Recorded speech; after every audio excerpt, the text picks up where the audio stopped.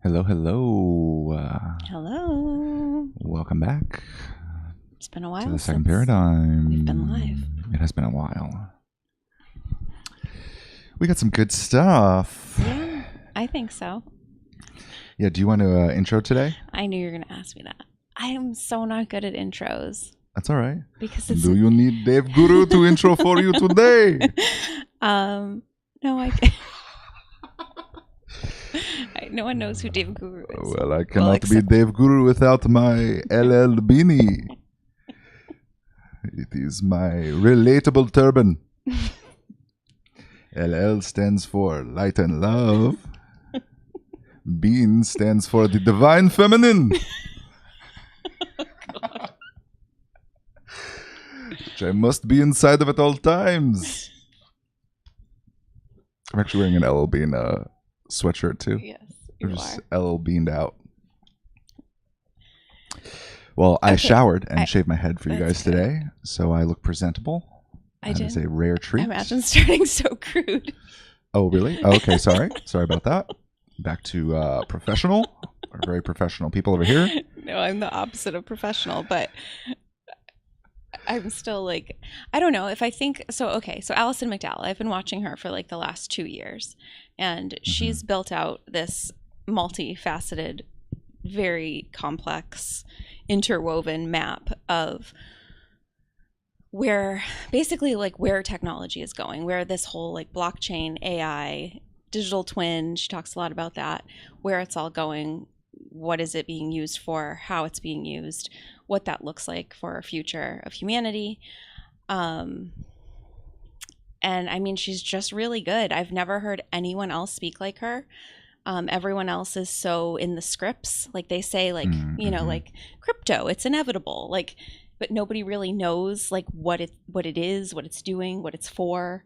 Or how it could be used maliciously, right? Like ways that we... There's like a felt sense, I think, that people have, but it doesn't go beyond the felt sense. Yeah. Like, it's like, oh, yeah, I don't really know. It just seems kind of weird to me. Like, I'm just going to stick with cash as long as possible. So I haven't seen nearly as much of her as you have. I think I've maybe watched one video with you. And I think you got me to watch it because she was speaking in my hometown of Tucson. I think that's the one we watched, yeah. Oh, I think. Or maybe I watched it on my own.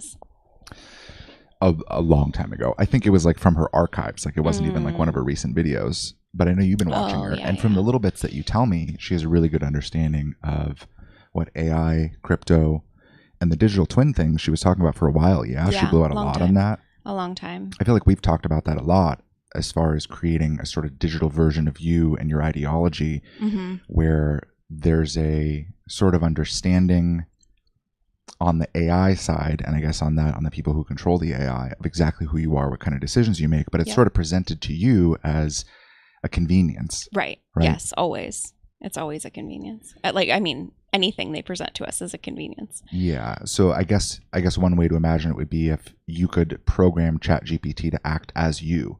If you could say, hey, act as me, and it knew exactly what that meant. Right. That seems to be sort of where we're going. Yes. Yes. And the idea is that it'll make better decisions than you would because it's pulling from all the information everywhere. Yeah, it knows more, but it also knows you, right? It's so much smarter than you. Yes, yes, it knows you. Yeah, and it gets real dark real quick, real slippery.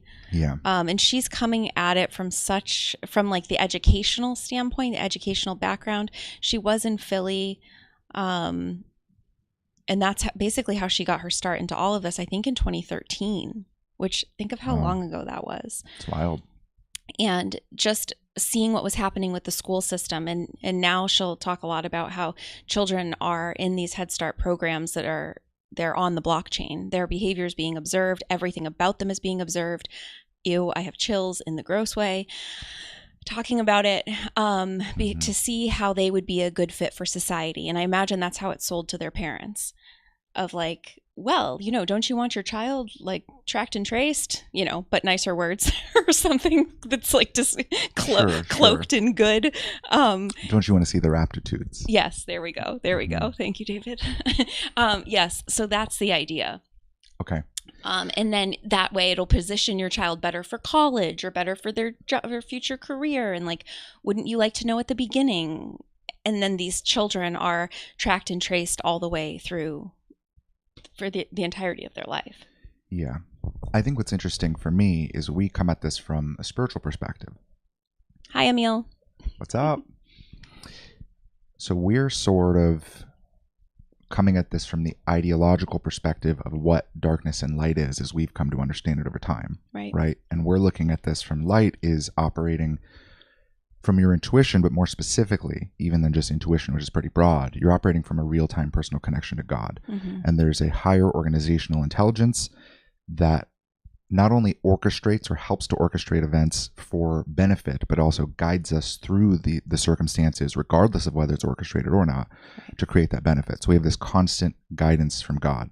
And that's exactly what they're trying to create with AI, and may have already gone way further than we even know. Totally. They seem to be trying to replicate this function that's already built into reality. Yes. That is good. And it's not just replicating God, like having AI become God and AI be the thing that people look to for insight, for wisdom, for decision making, but also for like the digital twin aspect shows me that they're trying to replicate humanity. Like they're trying to like obsolete. Mm-hmm. What's all that beeping? I turned on our speakers. Sorry. Why? Because we're gonna have to listen to this video. Oh. And we're not gonna be able to hear anything. Gotcha. Okay. To obsolete humanity. I can see where that comes into play, like in the long game for darkness, because if they just continue to create versions of you, versions of me, versions of all of us with ones and zeros, and as more time goes on and they continue to tokenize spirituality, tokenize goodness, that's where this goes, because I think that's the thing that's the one piece of the puzzle that they can't seem to replicate is our own individual personal connection to God. And it can only be found, and it's not found like, and this is where just I get hot on shit. It's like, it's not found in the crystals, in the drug ceremonies, in the anything, in the sound healing. Like, I don't care about any of that stuff. It is like in the most mundane things, like doing dishes, gardening, hands in the dirt, which Alison's a big fan of gardening. Like I resonate with just her way of being and her demeanor and how she talks about things. I really appreciate her. And she's been talking about building a reality tunnel, which is basically how you perceive reality to be. And she is building her own reality tunnel. And you can come up, ideally, you should be building your own too. But you know what? People aren't building their own reality tunnels. They're just copying, pasting, and just putting together scraps of nothing, which is maddening to me because I feel as though we are building a reality tunnel too, to use her words. And she talks about peeking over the scaffolding and seeing okay, gotcha, yep. And then going back into your own reality tunnel, and you keep going. But a lot of people don't keep going, as we've seen Trump 2020, which is still Trump 2024. It's wait, you were supposed to learn what this was. You weren't supposed to fall asleep in the Trump bed. This is weird. This is weird that you didn't keep going. Yeah. So that's one of her things that she talks about, is the reality tunnels. Another thing that I really like that she talks about, so people will ask because people want to know what she knows. So they'll say, what books do you recommend? And it's kind of what she said, which I've loved, is you're going to have your own experience reading the same book that I read. You have a different embodiment than I do. I can't just give you all these books that I've read. Her whole life experience has led her to the conclusions of where she is now. It's not about just reading a singular book and then suddenly you know everything Alison McDowell knows. Chances are you won't. You don't have that map. Another thing I appreciate about her, and I know I don't toot anybody's horn. If anything, I can't stand most people. But what I love about Alison is that she's unwilling to go back and reteach you. If you're not talking about this and you don't get it now, we still need to keep going. And I resonate with that too. I can't trust you to trust or I can't teach you to trust your intuition. You either do or you don't. If you do, cool, then let's go. But I can't teach you okay, so that little feeling that you feel inside that something's wrong, that is everything. It's if you don't already know that, if that already doesn't mean everything to you, then the second paradigm in our body of work is useless. 100%. GTFO. I have no, I can't waste my time. Yeah, it's something we've realized, probably within the last few years more than ever, is that we can't really teach people much of anything. It's more describing the experience of what's already happening. And that thing that's already happening is a real-time personal connection to God, which is the thing we call light. But the reason I wanted to lay this context is because I think this is the perspective we're coming from going into this exploration. Because she's coming from a I've researched all of these pieces and put them all together. Here's my understanding of where this technocracy is going and how they want us to be involved with it and what they want to do with us. Yep.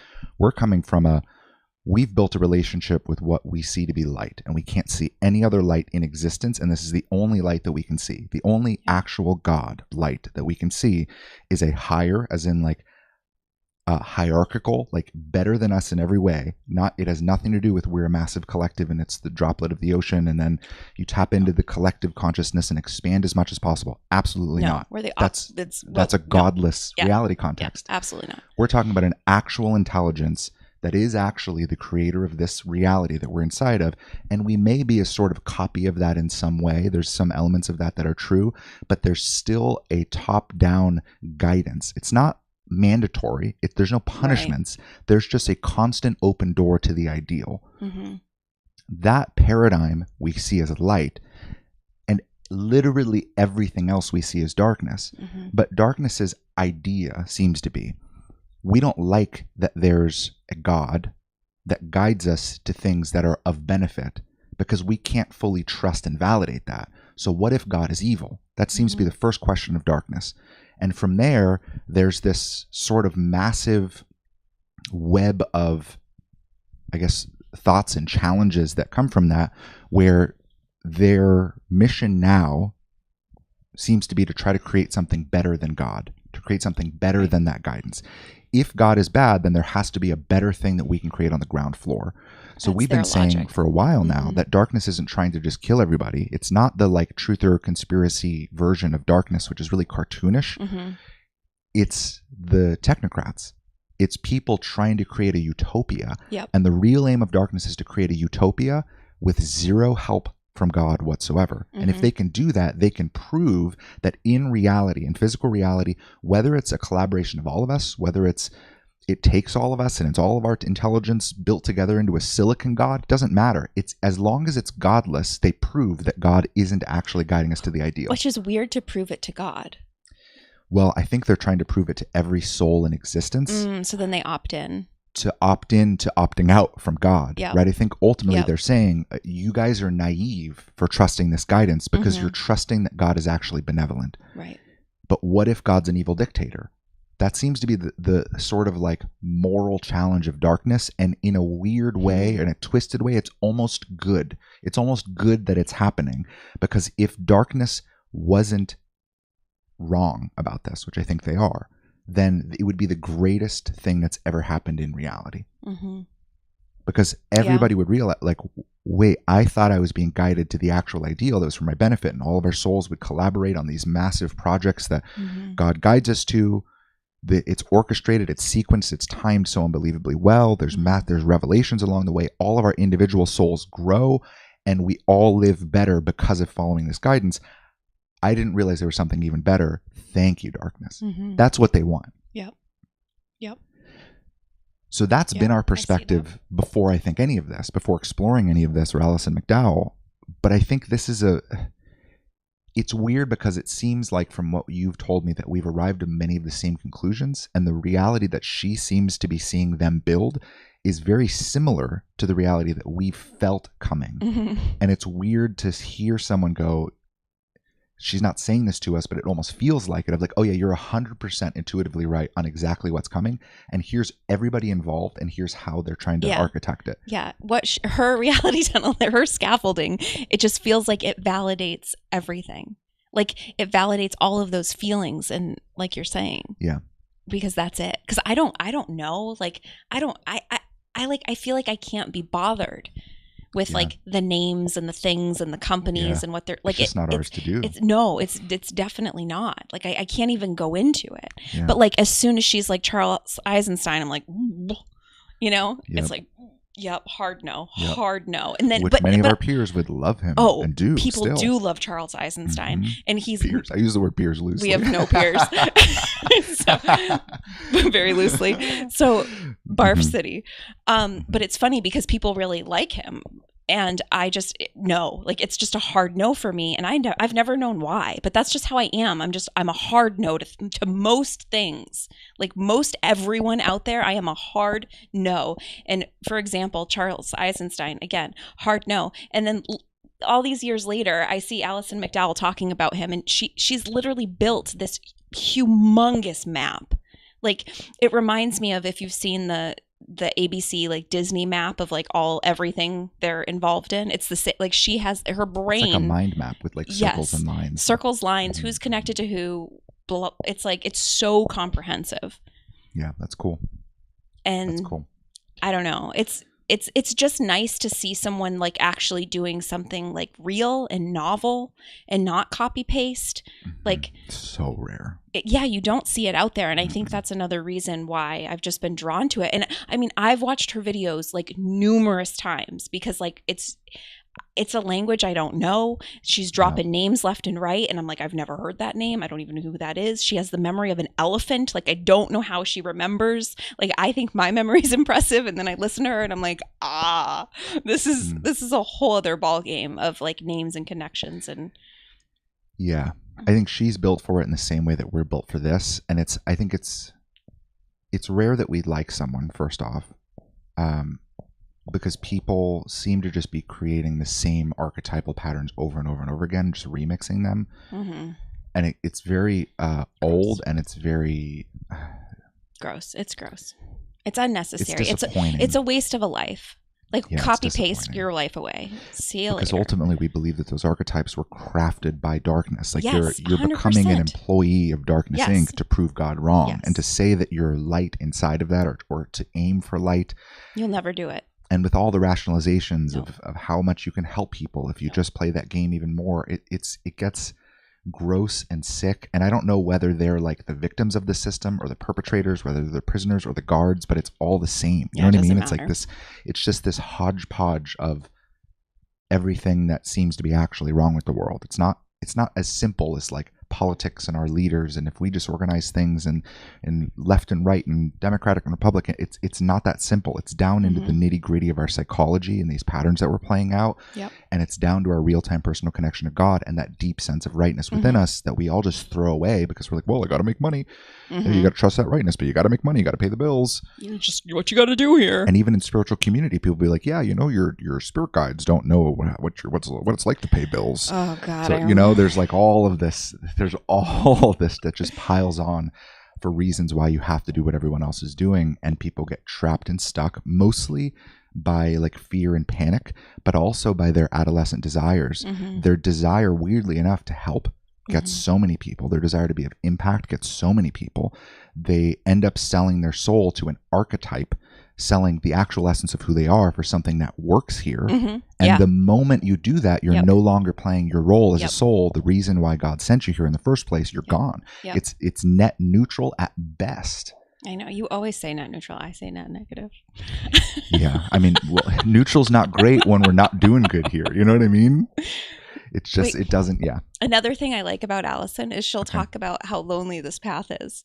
Yeah. And I'm like, I know, I get it. Granted, I can peek into your scaffolding, but like, I don't, it's not my path, but I feel very parallel. I feel like we're walking on very parallel paths. And I imagine, I hope if she watches this, that there's something in it that makes sense or is connecting dots in the spiritual realm. I know she's exploring all of those different aspects of things. Yeah, I know. That's why I'm actually interested to see what she's getting into on spirituality, because I think this is our area of expertise. We're very good at understanding how God works, how light works, how intuition works, how the spiritual journey works, and what people who are exclusively following their intuition are doing and how that's countering what darkness is trying to architect right now. But I don't know much about what darkness is trying to architect right now. Not exactly. I know. There's just the feeling, right? There's just the feeling, and I can peer in and I can get the general sense that they want to create a utopia. They want to obsolete God. They want to recreate lots of those mechanisms because it's necessary to actually create a society. They need to rebuild a lot, but they also need some degree of control over everyone. And they're doing that through biological manipulation. But I don't entirely know how they transition from a biological manipulation-based society into something that proves that God's wrong. Because if we're all slaves, it proves nothing wrong. So I think I still have some questions of how things are working out and what they ultimately want to do. But I think my sense is they want to create a world that's so great that we're all we don't feel obligated anymore. Right? And I think that I think they're kind of like, hold on. I know we're biologically manipulating you into capitulating right now, but at some point you're going to love this world so much that you're never going to want to do anything else. And if you get any guidance that tells you to do it or not do it, it doesn't matter, because you're going to know it's optimized and you can trust the system. Yeah. Oh God, that's like their slogan. Yeah, trust the system, trust the plan. So yeah, I guess let's. I wanted to know what Emil was prepping / cooking, and then whoa, neutralized. I've never heard that word the same again.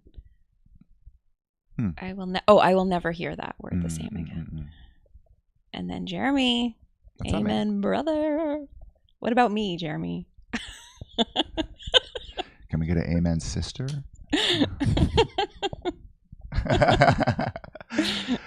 Don't leave me out. Don't leave me out. Okay, cool. Now we got our. Oh. We do have our chat. Emil's making a lamb stew. Ding, ding, ding. That sounds great, Emil. And let's transition. Your dad's bread?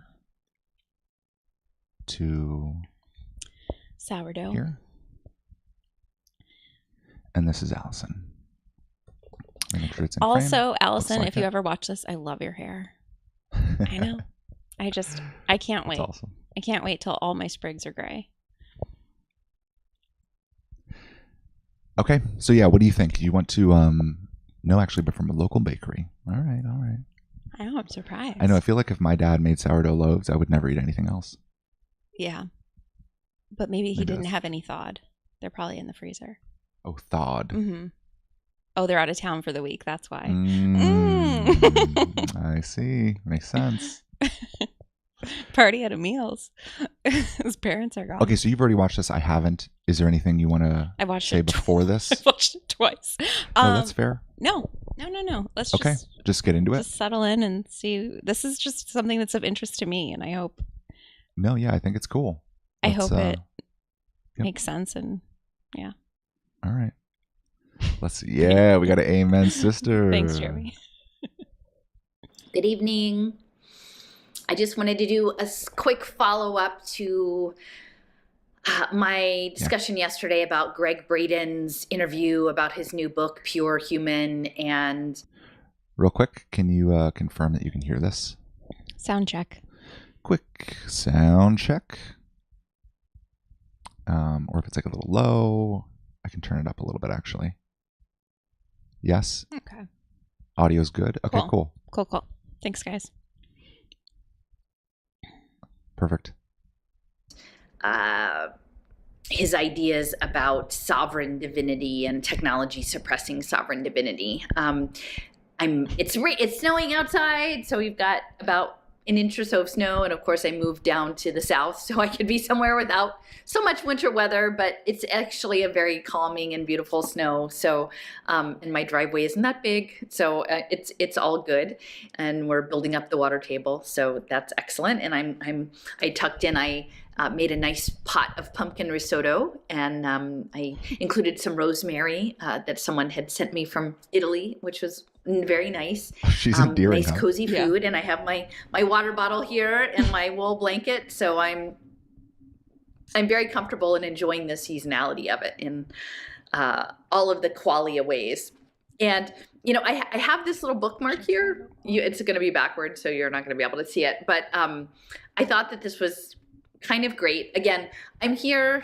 I mentioned in the video last night about programming, and being in that I'm presenting this message on digital media, I am part of the programming enterprise, although I'm not programming with any intention of making money or trying to get you to align with a particular point of view. I'm simply offering my perspective. And as I've come to understand it, you can't really convince anyone of anything, but people can sample different lines of information, and what makes sense to them, what overlaps with their lived experience and maybe helps build on it or amplify it or affirm it, can be useful. So the program that I'm here, this is what I have to offer, is the perspective of me as an art historian, cultural landscape person, relocated to Arkansas in semi-exile, but happy, I guess, semi-exile from Philadelphia, and many things that I learned there about finance and emerging tech. And then applying that to sort of investigations of the quantum field and consciousness down here in quartz crystal land. And so this bookmark, which someone sent me, I don't know if it was maybe Christina, I might be wrong about that, but a couple of years ago in a Christmas card. And it's a pansy, a little viola on here, which I love. And my pansies are out there under the snow, and they've been really weathering this cold for Arkansas temperatures. They were getting all frizzled up. And I was so sad because their little faces that made me so happy are all crumpled up. And then during the day, they'd brighten back up, they'd rebound. So they're very resilient, those violas or pansies. And the saying on here is from Issa, who I think was maybe a Japanese poet or something, who lived from 1763 to 1827. And the little saying says, "The man pulling radishes pointed the way with a radish." And I think that's kind of a cool saying. The man pulling radishes pointed the way with a radish, because it's sort of like we, in whatever vignette or scenario we're situated in a particular context, and the person offering direction in this circumstance, he was someone whose context was a field of radishes or a row of radishes, and so he was pointing the way with a radish. And because that's appropriate, right? You're someone with radishes, and so as you're pointing direction, we're in a radish. And we're all trying to look for which way to go or some guidance. And so getting guidance from a radish man seems kind of humorous and fun, but also earthy. So I don't have any radishes to point the way, but I'm going to point the way with the knowledge I've attained about making like all of these big maps. And again, if it resonates with you, fine. If it doesn't, that's also fine. There's plenty of other places for you to be on the internet. And so I think, so yesterday when I was talking about Greg Braden, I think there was a certain energy that was maybe put out that was not what I intended to be the focus, which was Greg Braden and Bruce Lipton and whoever, he has these connections to the military industrial complex and aerospace defense and the United Nations. And even though 10 years ago he was talking about like we have to get adjusted to the new normal and everything's going to change, now he's got a book about the pure human, and he really wants to go deep and tell you about transhumanism and how the machines are going to compromise our sovereign divinity. And so my point really wasn't just to say, here, I've got a gotcha on Greg Braden. Look, he's connected to this thing that automatically makes him the bad guy and that you shouldn't trust him. Because that's kind of oversimplified. And I used to do that a lot, but I don't think that that's particularly productive in the long run. For me, I think it's about context. And so if someone's offering a perspective, you want to sort of see, where is this person coming from? And that's why I used to always say, like, hi, I'm a Philadelphian, I'm a mom, and I'm a public school parent. And I would situate myself in that point of view, because the point of view I was projecting in my lived experience and my assessment of that was someone who was, again, formerly NPR liberal, then sort of more radical leftist, then out of all of the boxes, and exploring these themes that were situated in the environment that I was in, which was this major metropolitan area with a deep history of various kinds of Enlightenment science and occultism and archetypal ideas about democracy and all this other stuff going on. So that was, if somebody said, hey, look at my friend's podcast, they would be right in wanting to know who I am, right? Because, I'm not a highly produced person, and they would want to know, so that when they're listening to me, they can know how they want to relate to me if my situation aligns with theirs or is oppositional to theirs or whatever. Like, you just kind of want to know that. And so that's what I was looking in with Greg Braden. And when I found out what his backstory was, then the bigger point, other than to do the gotcha, which is kind of a superficial thing that's not terribly relevant, was, what is he saying? Now you know where his past interests were aligned, and he's not refuting those past interests. It's all over his website. He's telling you things that you want to hear that are part of the touch points and the narratives that you've been trained to listen for, the dog whistles of like, oh yeah, these are my people because this message is the message I've been conditioned to hear and listen for, to affirm that these are the good people, these are the people I'm aligned with.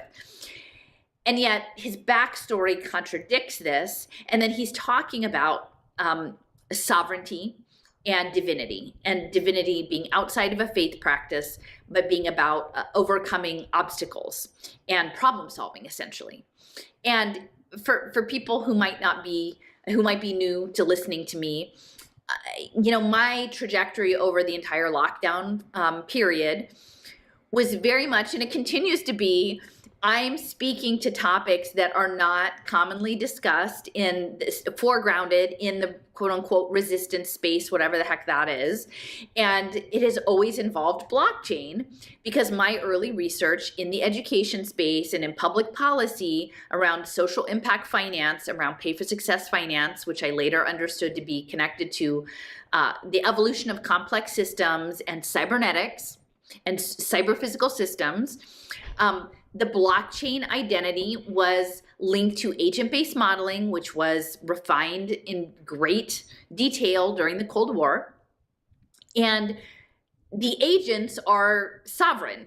I mean, ultimately, a lot of the digital identity systems, one was called Sovereign, SOVRIN, but it was always talking about digital sovereignty, that you would have digital sovereignty as an agent, and the agent would be in an overall simulation modeling system. And I'm not talking about like a game or hologram, but simply that there would be projections made on your identity around social systems, or around economic projections, or around healthcare projections, or mental health care projections, or any of these things that affect us as a society and a culture, that you would be claiming your sovereignty as an agent on decentralized ledger technology, whether it's blockchain or some other decentralized ledger system, and that all of your data that you would be interacting with public services would accrue to your sovereign identity. And I found it really weird at the beginning that so many of these so-called freedom people were telling everybody to get on blockchain, and that the answer to the Federal Reserves and all of that stuff, the central bankers or whatever, was to be on blockchain. And I'm like, wait a minute. I'm seeing that Goldman Sachs and these people are putting little children on blockchain to bet on their futures. Like, what? Why are you telling people to get on blockchain and join your freedom cells? Like, it from the very out of the gate. And anybody who has followed me from Facebook, like way back in the day, knows, like, I was kind of butting up against John Bush and Derek Bros on this freedom cell blockchain freedom crypto thing from the beginning, because I had a very different context for what it was. And I understood sovereignty very differently. And so you can see in the resistance space, there were all of these natural law groups and sovereignty groups. And they often frame themselves as like federalists or constitutionalists or libertarian, but they would never talk about any of the things that I thought were really important, like this agent-based simulation modeling and digital identity, and how that made you an agent in a gaming system and a prediction market system that was tied to social policy. And that it totally wasn't outside the thing, it was inside the thing. And the fact that they would target especially like tribal people, especially for blockchain identities, for their casino gaming and for their sovereignty coins, right? Oh, you need your tribal sovereignty. We recognize the importance of indigenous culture now. Here, let us give you a crypto coin. Let's MIT, the war machine, wants to come and introduce you to digital coinage so you can be sovereign in your tribal systems. I mean, it's ridiculous. The whole thing is just inside out and upside down. And I knew this. And honestly, if you kind of look at these narratives and you see the people behind and the money flowing, like, here, take my class to learn how to be a sovereign citizen, but most people are joiners. Even the resistance people like to join. So those are attractive narratives, and they still are. But it's a huge red flag for me when I see Braden talking about sovereignty. And again, it seems clear from the comments that a lot of people haven't figured out the sovereignty conversation yet, because they still have their identity invested in these ideas of natural law and sovereignty, but they haven't actually spent any time on blockchain yet, or on cybernetic social policy, or on agent-based modeling. They don't know any of these things I've been talking about since 2017, and they're not going to, because they probably shelled out a bunch of money to sign up for the sovereignty class, and they don't really want to know, because then they're going to feel stupid. So, okay, we can pause. Wow. What do you think? I think it's interesting. I want to look up what agent-based modeling is. I haven't heard that. Okay. Do you know much about this Greg Braden video? Did you watch the I didn't watch the review Greg. on the other one? No, I didn't care. Did you watch her previous video on this? No. Okay. No, meaning like Greg Braden gives me the ick. It's just a no. Like I don't need to watch him to get gross vibes from him. Sure. Agent-based modeling. This is what Scholarpedia. Mm-hmm.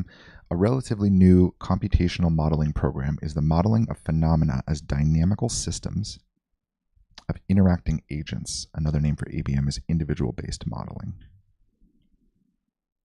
It's like saying the word is the definition. Mm-hmm. Okay, that's not super helpful. It sounds like what she's describing, though, is that it's almost like every account ever is all linked to your own digital identity. Yes. Right? It sounds like that's how she's using it. Yeah, and you become an agent in their system. Just like when she said the gaming simulation, like it's your... I see. All of your things, your desires, your wishes, your dreams, your money, your credit score, your car, your house, your grocery list, everything becomes digitized. Mm-hmm. And then that thing becomes an agent in their system is how I understand it, or that's how I envision it at least.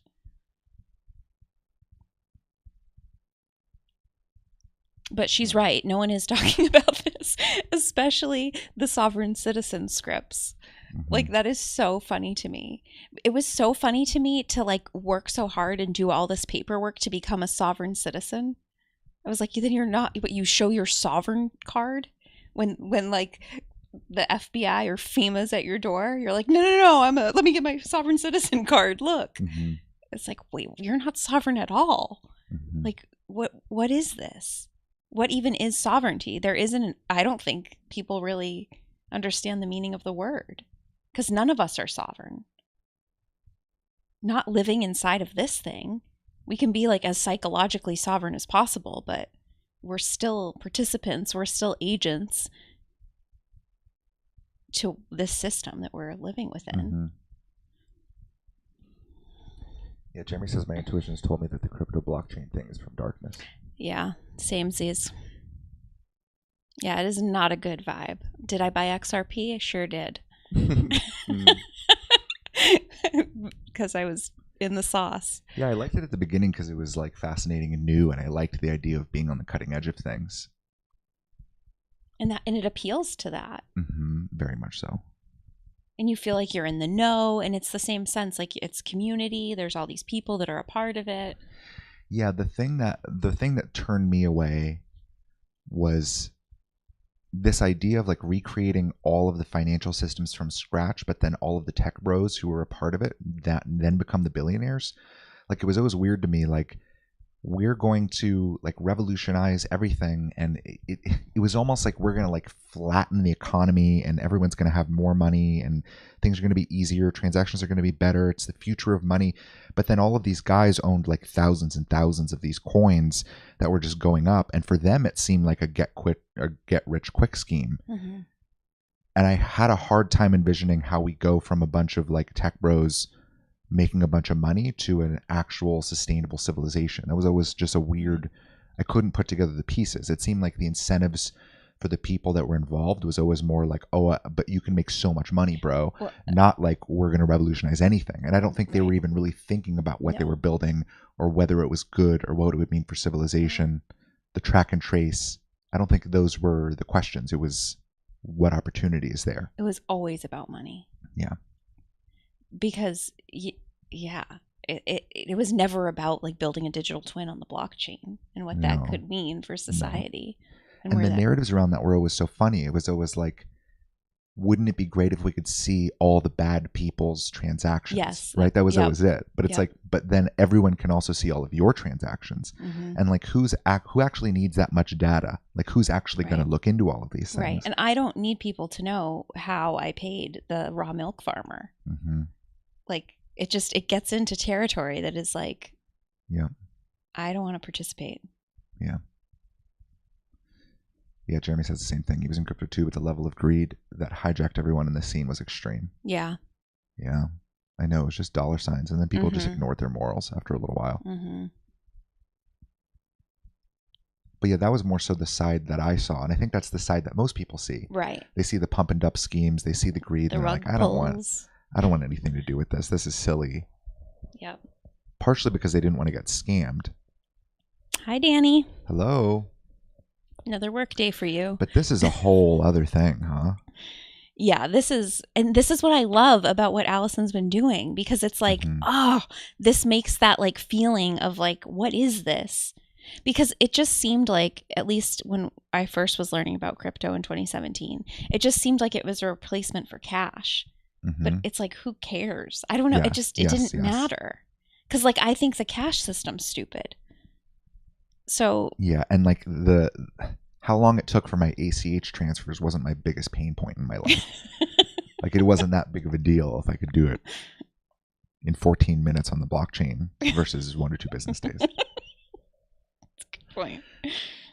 Huh. So do you have any thoughts or questions? She's a fast talker, and she's like packs a lot of information in all at once of things you've never heard. Yeah. If you've never heard them. I mean, this is my experience going into anything new, is the vernacular so different that words that they use in passing, I have no idea what they mean. So I have to think about it. Mm-hmm. And it's kind of the same here, but I'm following the general gist. I'm following. I mean, agent-based modeling means nothing to me, but I can use context clues and understand what she's saying. Yeah, I don't think there's much just yet. Okay. I'm just not as interested in this Greg Braden guy. I'm more so wanting to get, I guess, to the tokenized spirituality piece and we'll get there. Where this goes. But I think all of this is important too. Yeah. Okay. Yeah. Okay. Cool. Yeah, let's see. Keep going. You know, again, it's their choice to be in that reality tunnel. But for me, sovereignty is a very triggering concept. And that's why I wanted to talk about it. Not, again, just to do the gotcha on Greg Braden, but to say, they, once again, right? Alison out of the gate in 2020 saying, wait, sovereignty is blockchain and you don't want to be on blockchain. It's called blockchain. You know, you don't want a blockchain identity, even if they're selling it to you as like, you know, your natural sovereign citizenship.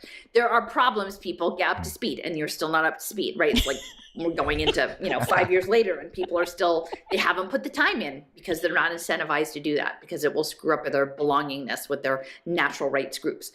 So then the other piece of this is the divinity.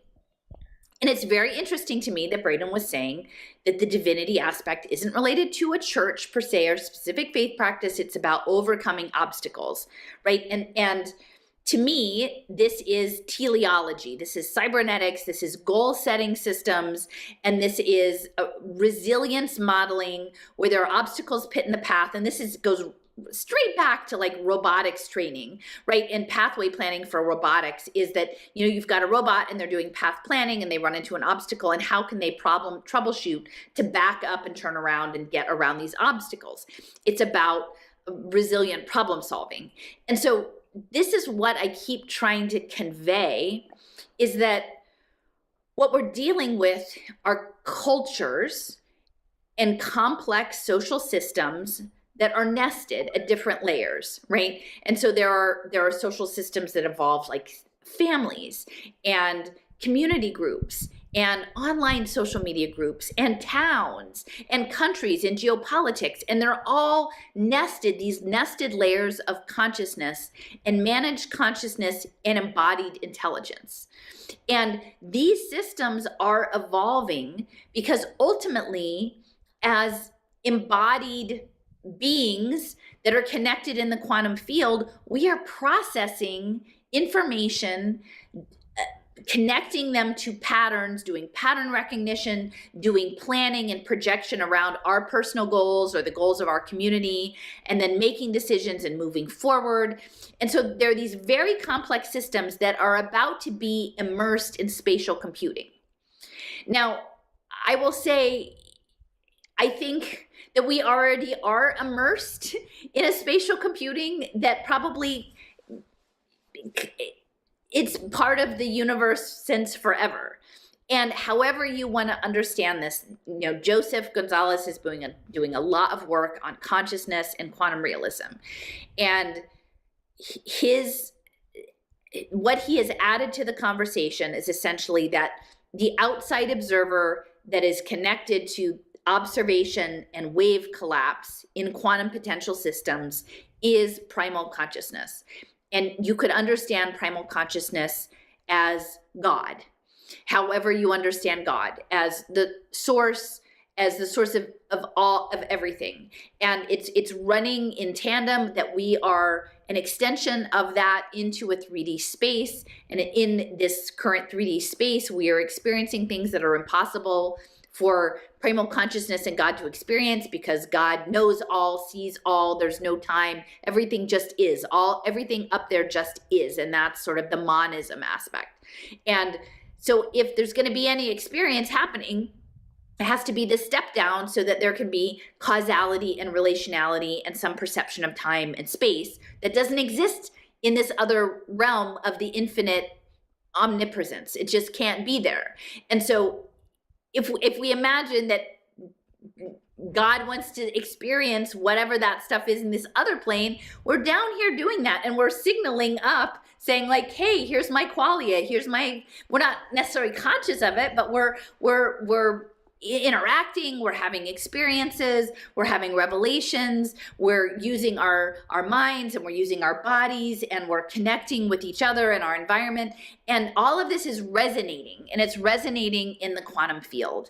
And it's resonating because our biology is resonant. I mean, and actually, like, we're full of these microtubules, whether they're the microtubules in your brain or the cytoskeletal microtubules. There's all these tubes and structured waters and light, and it's all resonating. We're like divine instruments and transmitters and receivers of information. And, I've said often that I really love Isaac Bentov's premise that the universe speaks to us in a language we can understand, which as an engineer, it spoke to him in engineering terms. And I think probably Joseph is more similar to that. And for me, I understand symbols and gardens and other things. So the universe, God speaks to me, or we interact. We have, informal conversations in objects and plants and stories.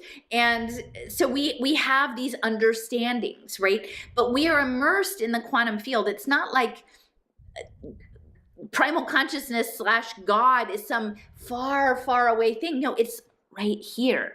Like, and we're interfacing with that. And the quantum fields are collapsing in the choice architectures to create the experience of what we understand as reality. But even in that space, understanding what the active inference people, Carl Friston and the free energy principle, are doing is, because of our sensing and because of our life trajectories, none of us experience reality the same way.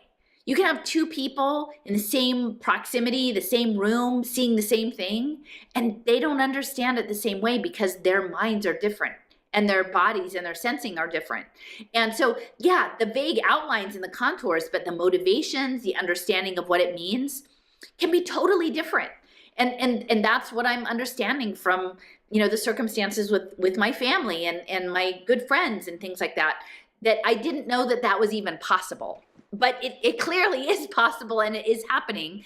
And now that so many people spend so much time living on social media, their reality is projected into social media. And so the physics of that information is very different even than the physics of being physically present in a place with sensing that's limited, in making sense of it based on the models that we hold of how the world works.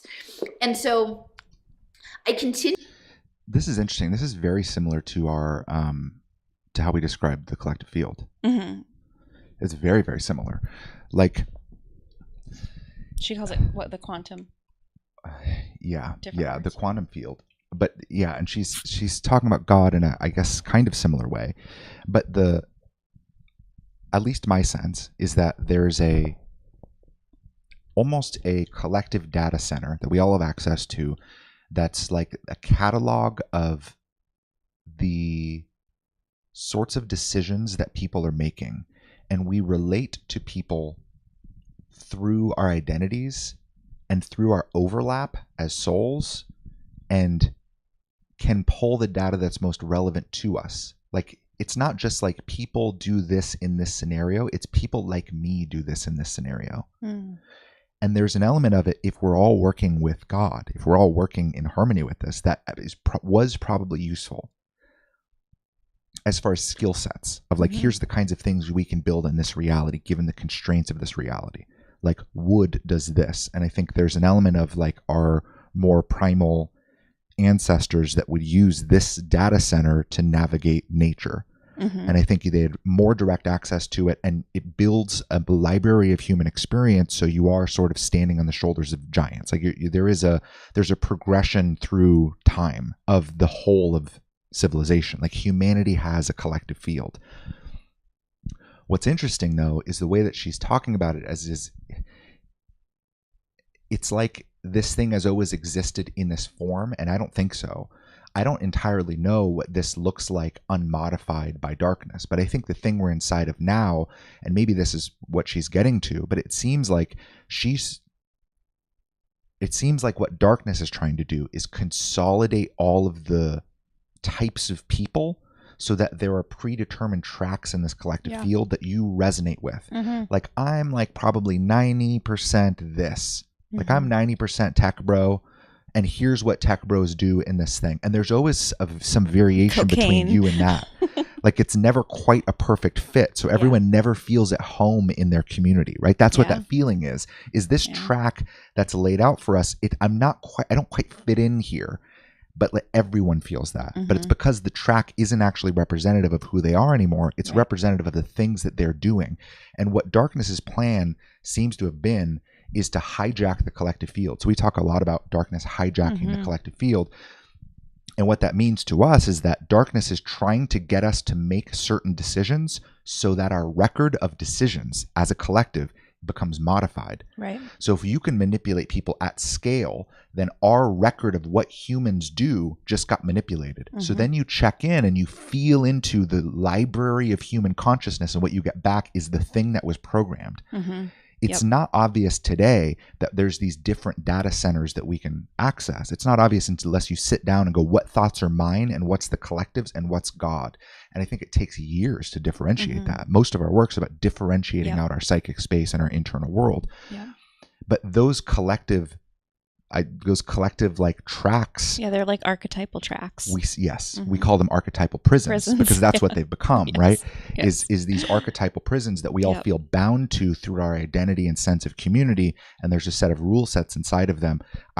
That's what I kind of hear when she's talking about it. But there's some pieces that are a little different that I'm curious about, and I'm even more curious about this tokenized spirituality thing, because if she's describing what we call the collective field, then how that interfaces with the blockchain is even more interesting. Right. I know. It's good. What do you want to read? What did Jeremy say? Sure. This feels like Tower of Babel 2.0. Darkness trying to crown itself God again. Yeah.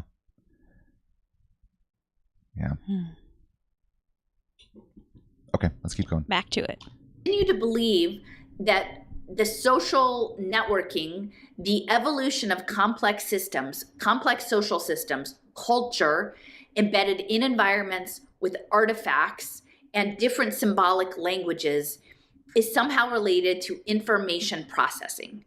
And this information processing involves us being resonant with the quantum field. And in order for us to have clearer transmissions and signals into that space that affect how we understand material reality and the choices that are made, the choice architectures, which quantum potentials happen or don't happen. When we are more aligned and more coherent, those communication channels open up.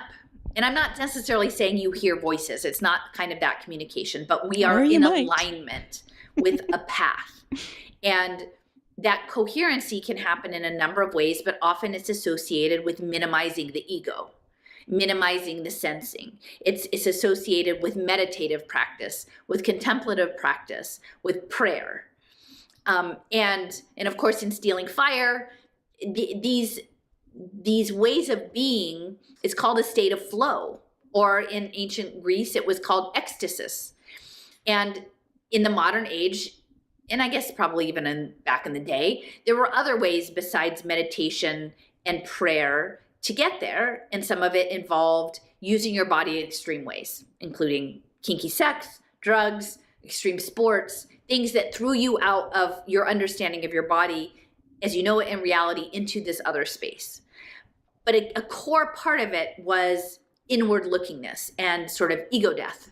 And you can see the emphasis on managed mental health with AI therapists, on mindfulness training, including with young children, and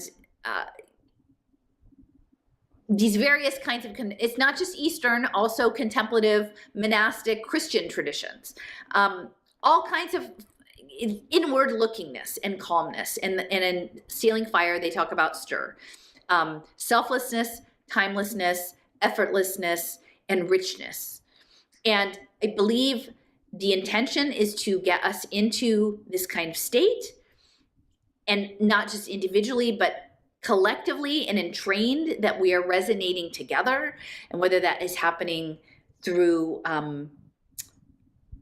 biofeedback devices with heart entrainment monitors, EEG monitors, whether that is connected to a synchronization through dance, chanting, song, that the idea is to network this capacity into a bigger unit and pull more information or process more information from the field in this.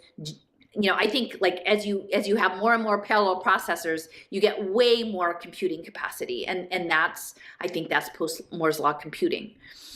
And so in that context, you can see how spirituality, as it pertains to coherence, inner coherence, which is suppression of the individual, and opening your heart and yourself to that which is beyond yourself, right? And I'm not necessarily saying any of these things individually are bad things or problematic things. What I'm saying is, what I have seen in my research is, one, if this is indeed the plan, very few people are speaking openly about it, which I have a problem if this is a mass change of how our culture operates, but we're doing it without proper awareness or what the implications are, and we haven't actually agreed to it. We haven't had these conversations. That's a problem. And it's also a problem for me because I don't think, even with all these discussions of the post-Anthropocene and new forms of capitalism and new forms of commoning, and that the power dynamics have shifted, they haven't shifted.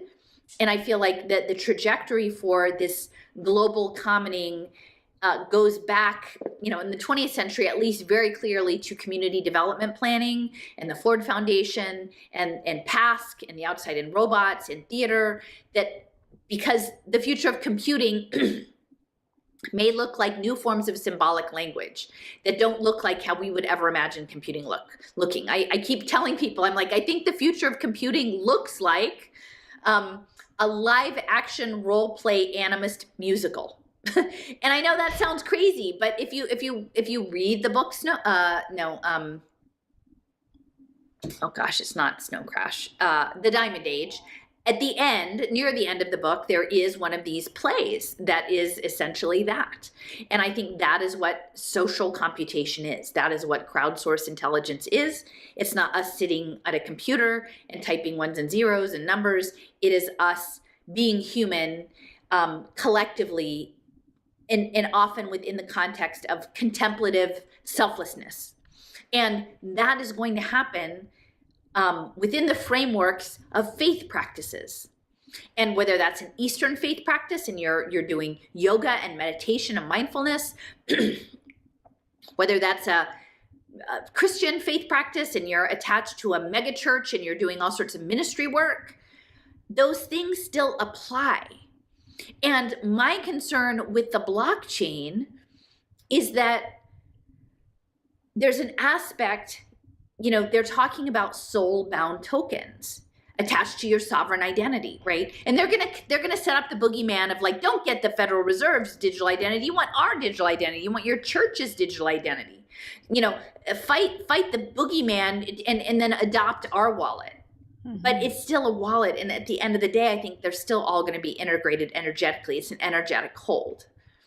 And so there are many, you can look it up if you put in meditation and tokens, many enterprises where you're getting paid in some sort of blockchain token to do meditation. And that's really not unlike, you know, the Institute for the Future blockchain map, where they're saying, well, we want to rent the cycles of your toaster, your smart toaster, when you're not using it to burn crypto. It's Melanie Swan saying, well, we would really like to rent the unused brainwave cycles while you sleep on blockchain and then give you a revenue stream. And that's connected with the UBI payments that are coming. But it's embedded in a spiritual practice. Again, if you're a New Age ascension, you know, the light workers are going to have their tokens, you know, the mega churches are going to have their tokens, the yoga meditation folks are going to have their tokens. Everything is going to be tokenized, and there's these soul-bound tokens. And then the tokens, in my opinion, are connected to a language architecture. And they're like this compressed meaning that's flowing. It's this flow state of exchange and pattern recognition. I want to pause for a second because I think this is Tell us, David Bird. I don't know if this is uniquely our perspective, but it might be.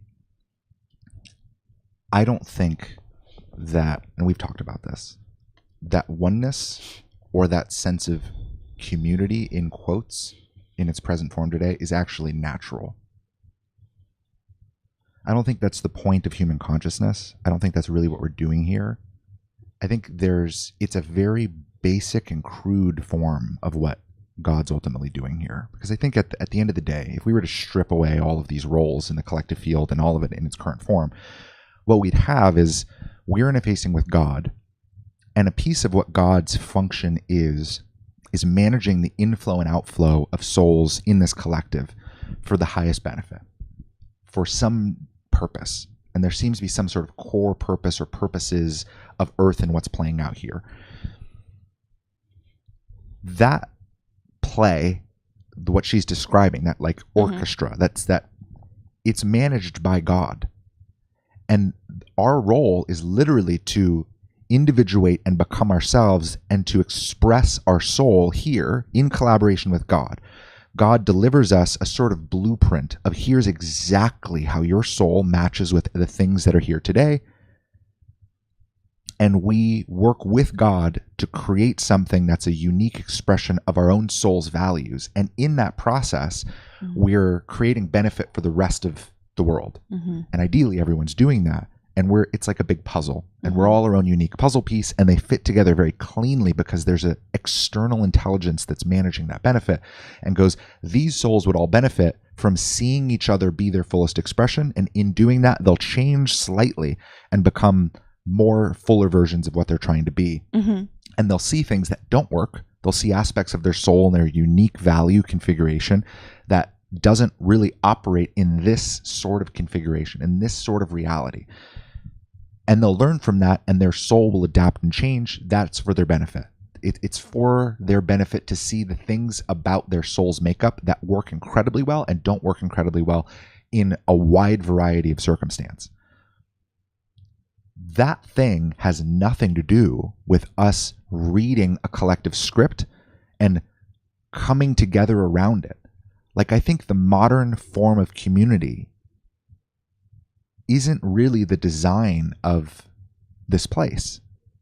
I don't get the sense that we're designed to build bonds around a shared identity of, look, here's how we're all exactly the same. I don't really get that that's the sense of, there's of course collaboration in that large orchestration, but pieces sort of move in and out. People move in and out of our lives. The circumstances are sort of moment by moment. Like, there's benefit here. This is aligned. This is good, until it's not. And it's not that now we're BFFs forever and because we're the same person. Right. But that's what so many of these communities seem to be built around, is we all believe Mhm. this exact same thing. We all do this exact same thing. We all operate in this exact same way. And for me, I see that as a part of the archetypal control mechanism. Right. I don't really see that as that's our essence and what we're designed to do. I feel like that's a part of that larger New Age script that's seeping in, like New Age as designed by darkness, like Madame Blavatsky, like UN, like Theosophical Society, Rudolf Steiner, like all of these players designing a ideological architecture that makes us feel as though our identity is the problem. Right. I don't get the sense of that at all in the spiritual journey. The more that I've worked with God, the more that we work and do this work together, the more we realize that it's about individuating. Right. It's more about having an opinion. Yes. It's more ego. Yes. It's not less ego. I know. The ego death and the word quantum drive me fucking crazy. I can't with any of that stuff. Yes. Because when spiritual people use the word quantum, they don't mean what she's talking about even. Like she's talking about, is her understanding of quantum mechanics is so much better than most spiritual people's that it's crazy. What most spiritual people think is, if I'm happy, I'm going to attract happy things to me. That's what they mean when they say the word quantum. That's what they mean when they say resonance, is if I manipulate my emotionality just right, I'm going to be vibrating in bliss. And if I vibrate in bliss, blissful things will travel through the universe and come to me. I will find other blissful people through that shared resonance, and we will create blissful things together. And if I hold this enough, I'm actually going to start transforming the people around me into bliss. So I need to exist inside of the emotionality that I want the world to be.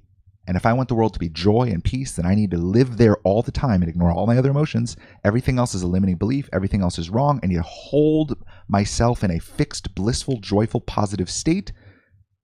And then the world will be good. That's what people think that's what people are thinking when they reference quantum mechanics. That's their actual framework. So I hate it too. But what she's talking about is, it's different. There is a sense of an actual God in that. There, in the way she's describing it, it's different. It's more complex, which I actually appreciate, because I've never heard someone say quantum in a way that I even remotely track as true. But she has truer elements in it than certainly the 99% of spiritual people. But there is a sense of that like spiritual perspective bleeding in, where the one thing that flagged for me was when she was like, and I'm not saying that it's a bad thing. No, I 100% believe it's a bad thing. That's why I wanted to pause, because I 100% believe it's a bad thing to destroy our ego, which is our identity, which at its core comes from our actual soul expression. Like what spirituality seems to be designed to do for the world, it's a dark ass technology, is to strip us of our actual soul and to replace it with a way of being that's more resonant, in quotes, with the predefined tracks that are already available. That's their whole technology. And from a AI perspective, it would make sense that the most basic computing would have to start with like, well, we can't have a billion lanes. Like we gotta have like 40. Like, can we get everyone to just be 40 different types of people? If we can do that, game over. We can figure out anything. And I mean, you go out there and most people are just playing an archetype. 40 might be generous. I know. I don't know how many there are, but you can spot them. And most people are a mix of a few, and it's weird seeing new remixes of these archetypes. And I think most celebrities are new remixes of these archetypes. Most celebrities I see, and it's weird watching culture move to like the kind of nerdy and awkward, like it's a little bit more relatable. And it's not even generated from their emotionality. It's generated from the display of that. Like it's the weirdest thing seeing it in celebrity form, the awkwardness. Well, like with Elon Musk and then that Brian Johnson guy, the don't die guy, you know, the guy that wants to live forever or whatever. He's awkward and nerdy, weird. Yeah. I mean, and there are certain archetypes that then other people see you as a different way. Anton LaVey calls it greater magic. Greater magic, which is the manipulation of your emotions to manipulate other people's psychology, which is everywhere. Maybe it's lesser magic. It's one of the two. The other one is it's like manipulating your emotions and then manipulating psychology. There's one of the two, and I forget which one's which, but lots of parallels between mainstream spirituality and the core paradigm of darkness. And Yeah. I know the tracking meditation, tokenizing meditation and prayer and whatever else, Yeah. like, forget it. I'm not interested. No. I mean, I don't even care about praying. Like, I don't have a spiritual practice. Like, existing is my spiritual practice. Yeah, it's not as formal as it used to be. Like, being who I am, saying what I actually have to say, not biting my tongue anymore, like saying what's actually real, like being confrontational, like saying the hard thing that doesn't want to be said in the room. Yeah. Like, that's the most spiritual shit I can do. Yeah. And specifically for you, right? Like, and that's like, Yes. that's what's so amazing about individuating is like when I try to do that, I bleed out of my own essence. Like I am more. I didn't know you were going to say essence. I thought you were going to say ass. I don't know. Exactly. When I do that, I bleed out of my ass. I can't be that bold, honey. But I am more like diplomatic and careful and you are quiet until it's the right time to speak, and then I can explain things. And there's a moment, and I can feel things open. And there's a moment for me to say something, and the moment that it arrives, if I don't say something, like everything starts devolving into chaos. It's like I needed to say something for things to hold together. And your thing's almost the exact opposite. It's like there's a moment, and it's the same in that sense. There's a moment, and when it arrives, you have to say something to call out the bullshit, or the bullshit happens. It's never where there's an opening. It's always where there's not an opening. Yeah. True.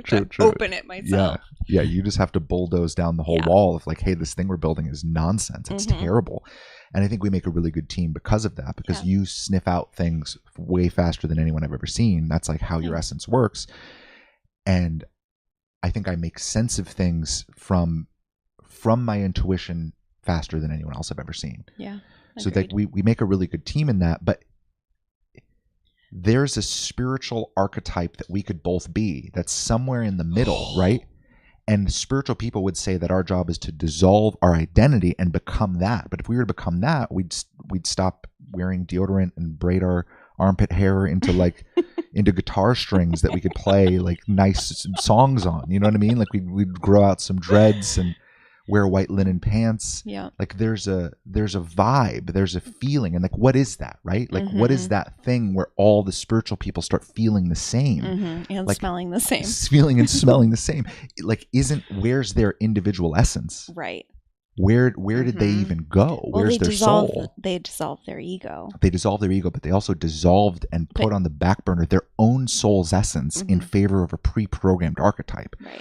And that for me, and I don't know if this is where she's going, this is why I wanted to pause. That for me is the real problem here, is if we're incentivizing these lanes, then it's only going to become even easier for people to sell their soul, even easier for them to put aside who they actually are in favor of this archetype. Yeah. Well, because in that we'll continue to get praise and recognition, and people will resonate with it because it's the thing that's working here. Yeah. Which working means cash. That's all working means.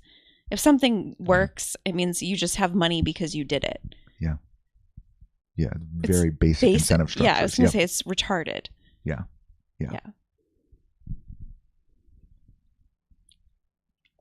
I don't know the thought, but we can continue. I forget what it is. I had another one too. Beep, boop, boop, boop. Oh, you know what? Oh, you go. Oh, I was just going to read Jeremy's thing, but yeah, go ahead. Oh, my other thought. So I listened to Brian Johnson, the Don't Die guy, is on the top of my head, is because he was on Impulsive. And I watched that podcast this morning. And at the very beginning, he starts talking to Logan about how, he's like, Logan, imagine if we could take all of your experiences and like put that into an AI. And then, that AI could make a better Logan than you. And Logan was like, nobody's better than me. Like, I'm the best Logan there ever was, obviously. Sure.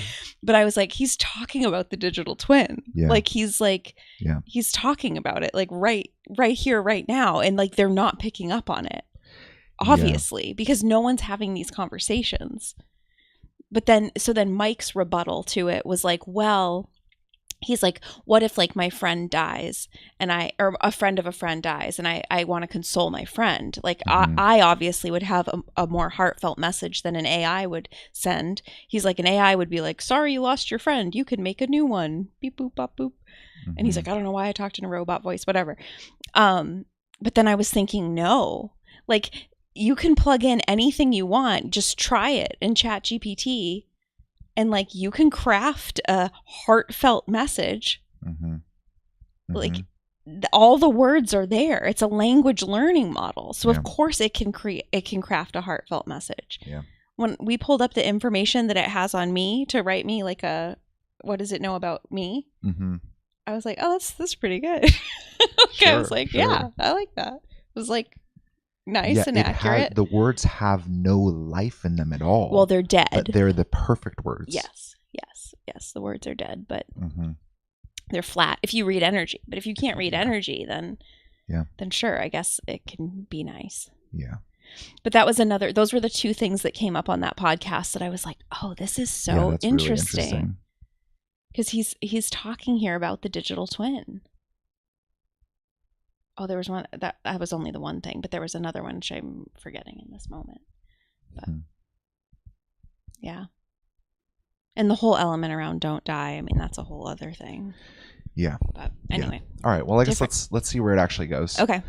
Jeremy says he's waiting for her to mention actual hacking nanobots that then connect to the blockchain. Oh. I don't think she talks about that. Probably not on this one. Spoiler alert.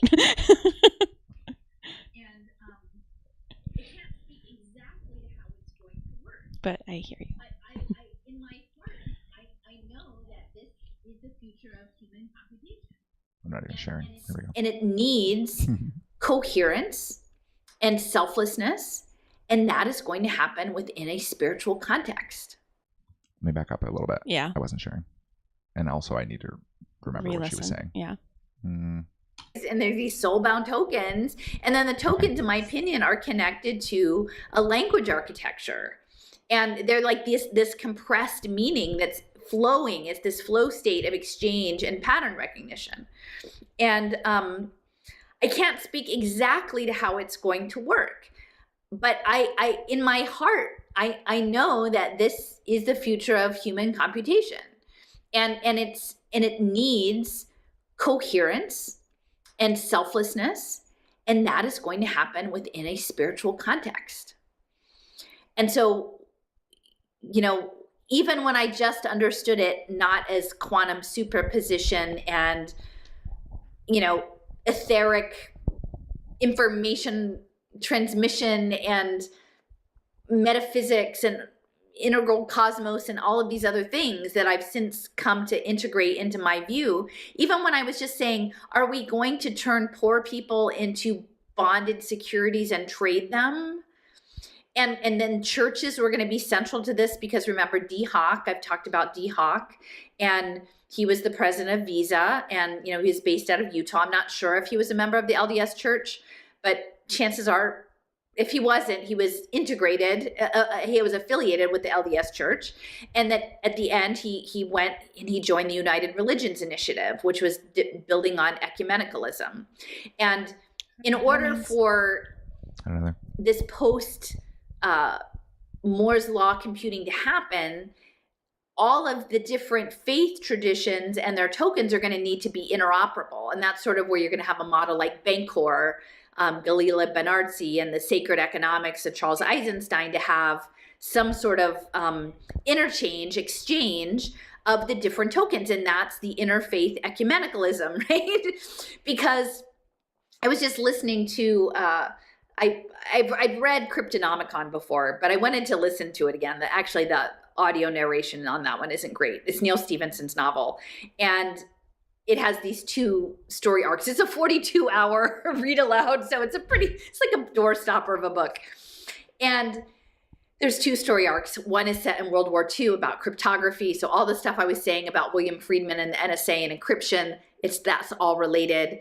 And then the other story is a parallel story with descendants, which is sort of like these archetypes that have to do with, it's around 2000 was when the book came out. So it was early crypto and fintech in the Philippines tied to these gold holdings with Japan and World War II and hiding gold in the Philippines. So there were these two things about encryption. And one of the characters, as a child, was sort of a savant with music and math and understood pipe organs. And so later on actually constructs a computer based on tubes and pressure differentials and flow states. And there are the different presets of the tubes and the pressure, and that needs to be applied. That idea of computing with pressure in inputs and outputs is related to this digital economics, and the digital economics being an evolutionary economics, and not just evolving you as an individual, but evolving social systems as a whole. And so what I was saying yesterday about Fordlandia in the rubber part of the Amazon in Brazil, and no one understanding why Henry Ford did that, I didn't realize that Henry Ford had a background he was interested in reincarnation, and he was good friends with Thomas Edison, who was a theosophist, and they worked on electric cars together. And there was a really interesting interview with Henry Ford with Murshid or Hayat Inyat Khan, a Sufi mystic back in the day before he died. And it was all about this stuff, but in a mystical contemplative, but like quantum potential and past lives and information theory and harmony. And so I think this idea of the organ pipes and the tubes and the computing is like the digital economics, and the presets can be part of these programs under the Sustainable Development Goals, which is something that clearly Greg Braden and what's his face are aligned with that in the UN SDGs. And that all of that's being pushed by the Ford Foundation, which is Henry Ford's money. And what was he? He was a systems engineer. But it wasn't just the system of his factory. He was also engineering social systems, company towns, wages so that the workers could buy one of his cars. He had a meta level. And so, so we're dealing with the emerging technology and tokenization, evolving complex social systems in spatial computing with sensors and actuators and digital money, not just central bank digital currency or digital dollars, but community currencies. It's the digital community currencies that Charles Eisenstein and Sepp Kamvar are promoting via Cello that have been piloted in the refugee camps. Those are the ones, and they would likely be used in intentional communities of faith. And I wrote a long paper a while ago about the refugee situation, and it included a discussion of the Vatican and also this organization called Focolare, F-O-C-O-L-A-R-E. And this woman, I think her name was Chiara Lubitsch, who doesn't sound particularly Catholic. And she was from, I think, Trento, which is a center of the social physics that Sandy Pentland and MIT Media Lab were doing in Italy. And they were building these contemplative communities.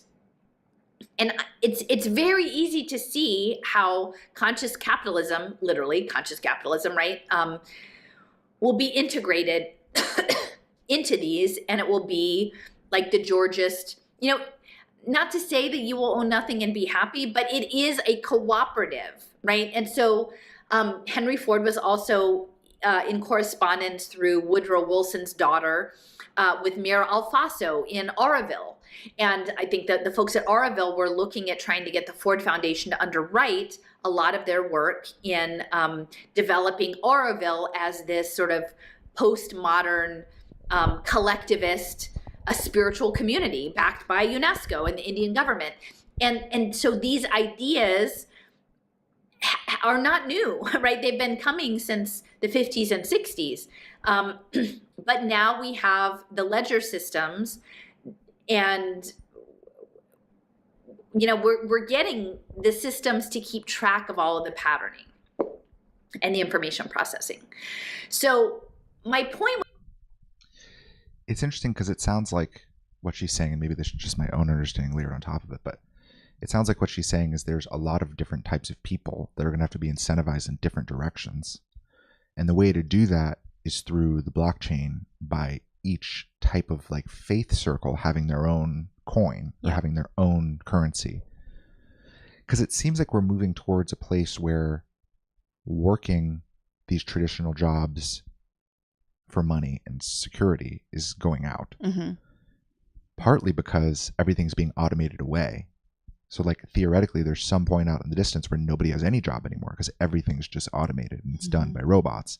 So then what do you do to show that you're of value to society Well, that's kind of different depending on what kind of person you are, depending on your faith primarily. So it would make sense if they're incentivizing actions through the faith. Yep.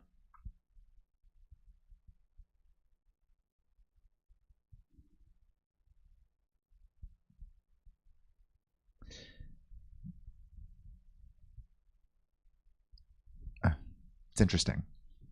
I have had this thought for a while. We've talked about this a little bit, that the purpose of the internet, from a, like, Facebook was created the day after the CIA project, Bookface was dissolved, you know? Mm-hmm. From that perspective of the top-down control of what is the purpose of the things existing right now in their current form, like if it was designed this way, if it wasn't just naturally emergent through all these great people coming up with great ideas, the purpose of the internet seems to be the consolidation of belief to me. It's consolidating different types of people into these pre-existing lanes. Mm-hmm. So it would then make sense that these pre-existing lanes that we're already being consolidated into will become a sort of new form of currency.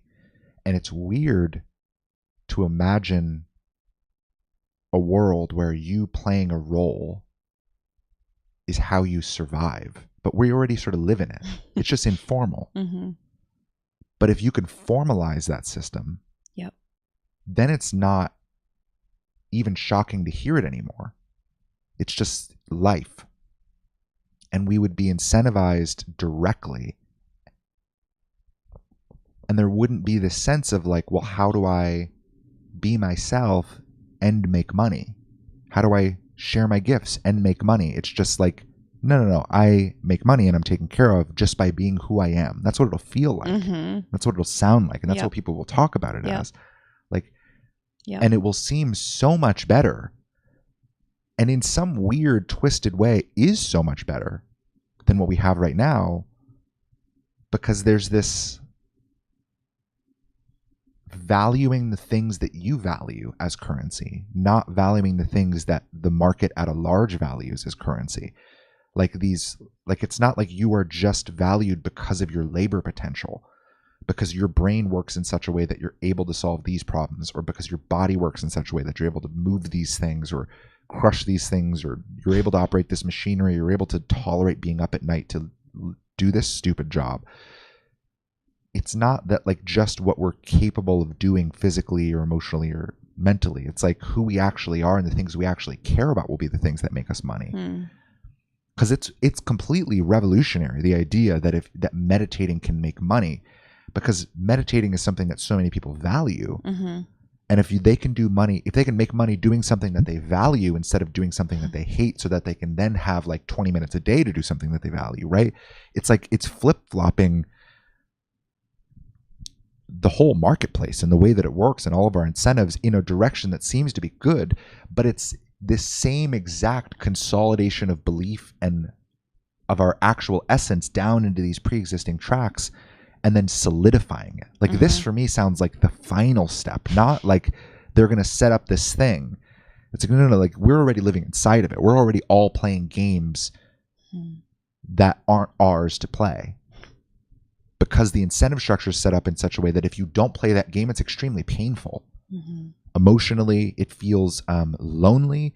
It feels like you're going to perpetually die because you won't be able to create enough value in the world to literally just even survive. There's so many negative incentives that are working against you being you and straying from this path, that we're already inside of this thing. And you look around and that's why you see carbon copies of like 20, 40 different people. You don't know who the original person is. Like, it's not like they're all modeling. It's not like, oh, there's another Brad Pitt clone. It's not like that. It's like they're modeling this archetypal essence. There is that. But it's like they're modeling this archetypal essence that nobody can be. It's like better than any human can be. And the people that are the closest to those archetypes are our celebrities. Like our celebrity and the way that it functions, it's like we gravitate towards these people who are embodying the thing that we all feel that we're supposed to be. But that thing is pre-programmed. So they're embodying the thing that was given to us by darkness as our predefined role. They're embodying the perfection as darkness sees it. So yeah, I mean, when I hear this, it's just like, we're going to finally make it official that we're going to now pay you to be this archetype. And at some point, if we can take care of everything else, that's all you'll have to do. Wouldn't that be great? Mm-hmm. That's what it sounds like to me. Because right now, it's like, we're going to incentivize you emotionally to be this archetype. And if you do it, people will like you more and you might have more opportunity, but you still have to figure out a way to make money and to contribute to this system where we're all building all of this emergent technology. Whether you drive the parts around or you put them together or you figure them out, like, you're going to help us to build this world. But at some point, once this world's built, we won't need to incentivize your work anymore because we'll have built most of these things. Mm-hmm. So we need to then incentivize you to be this thing that we've always wanted you to be anyway. And it's not just socially. It's not just that you'll feel lonely. It's like, you'll be able to buy groceries if you're this archetype. You'll be able to buy groceries if you meditate 20 minutes a day and open your mind to these very specific beings that then influence you even more, right? It's like, yeah, to me, it just feels like the solidification of this thing that still now is pretty subtle, but it's weird. And it seems like the faith piece of it, the spirituality piece of it is like the final frontier, because all the other stuff is easy. Yeah. And I think that's why we've been watching people like Jordan Peterson, because they're rewriting the rules of Christianity. Or they're rewriting the rules of, I'm sure it's in every religion. Every religion, I'm sure, has a Jordan Peterson that's playing that exact same role. They're modernizing it. And grounding it into psychology, and they're consolidating the like secular atheists with the hardcore Christians, and they're all listening to Jordan Peterson and going, yep, that's weird. That shouldn't happen. We shouldn't be able to consolidate these lanes so much, but we are. And if you get just the right combination of archetypes, and well, so you know that you get some Canadian to come down and to comment on American politics and win the hearts and minds of people over in just the right way, then well, you know, we're going to consolidate some belief. And people are like, well, I think that's a pretty great idea. And then soon everyone's just talking like this. It's true.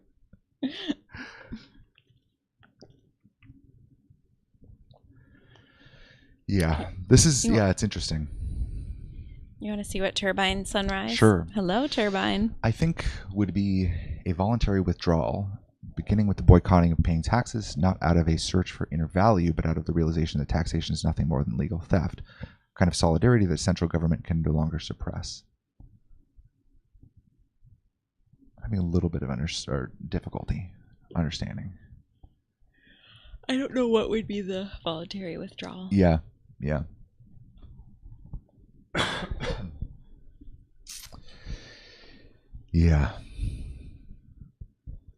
It's weird because their challenge is that every person in these different lanes is imagining a different utopia. It's like, for them to create a utopia, they have to merge everyone's utopia into a single utopia. Right. And faith is one of the biggest things. I used to, one of the very first things I thought about the most when my channel opened and we started dabbling in intuition and spirituality and all of this, with this work, was how everyone has a different reality context. That's what I called it, not a reality tunnel. And I found it mind-boggling that we had discussions about anything else, because everything else, every argument we had always stemmed back down to that. Like, I thought it was so stupid watching Ken Ham debate Bill Nye, because they don't agree on what we're in. Like, it's not just creation versus evolution and like, what are the facts? It's like, it's an entirely different world that we're existing in, depending on which of those people you go to. And we all have our own sort of variations of that. So how do they build a utopia without consolidating all of that? And how do they lead masses of people without having these predefined lanes?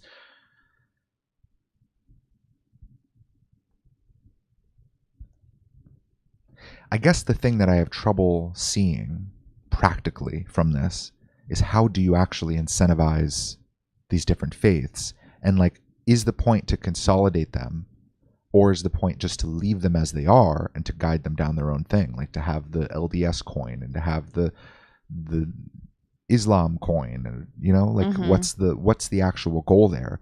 Because I've always thought that they were trying to consolidate down everyone even more. Like, I'm watching them consolidate down Christianity and atheists right now. Like, that's fascinating to me. Or watching them even pull people out of New Age into Christianity. Like, it's also consolidating the New Agers into the same exact thing. Like, everyone's organizing around the Jordan Peterson style Christianity right now.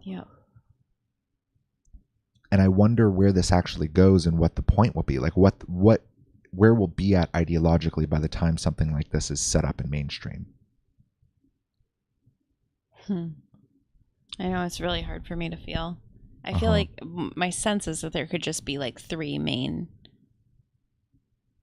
faiths. Yeah. And I mean, depending on what the outcome of that faith is. I mean, Christianity, Jesus is coming back.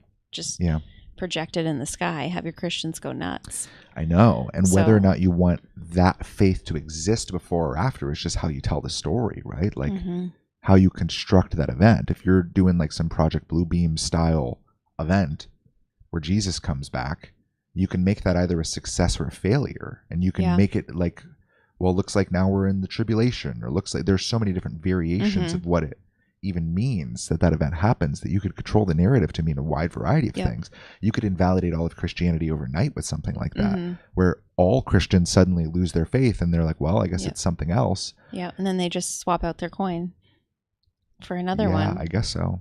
I guess that's the way to consolidate it to one world religion after all. Yeah. I've always kind of seen New Age as the New World religion. And I guess I've thought of it that way because I watch people like Logan Paul talk about manifestation. Oh yeah, and how powerful they are because of their meditation practice. And I watch it just infiltrate mainstream culture, and it's how all these people talk and think. And for me, culture and specifically celebrity is where they're trying to take us, because that's why those celebrities are celebrities in the first place. Like it's a part of that corralling of our consciousness. Mechanism. Yeah. So I've always kind of seen that as the New World religion, some form of New Age. Agreed. So I don't know. I don't know exactly what I think about this, the tokenization of spirituality, but it's certainly interesting. It's making me think. Notice that they're specifically encouraging Catholic Christianity, the Catholic or universal, can be morphed as the framers see fit as the older traditions become obsolete.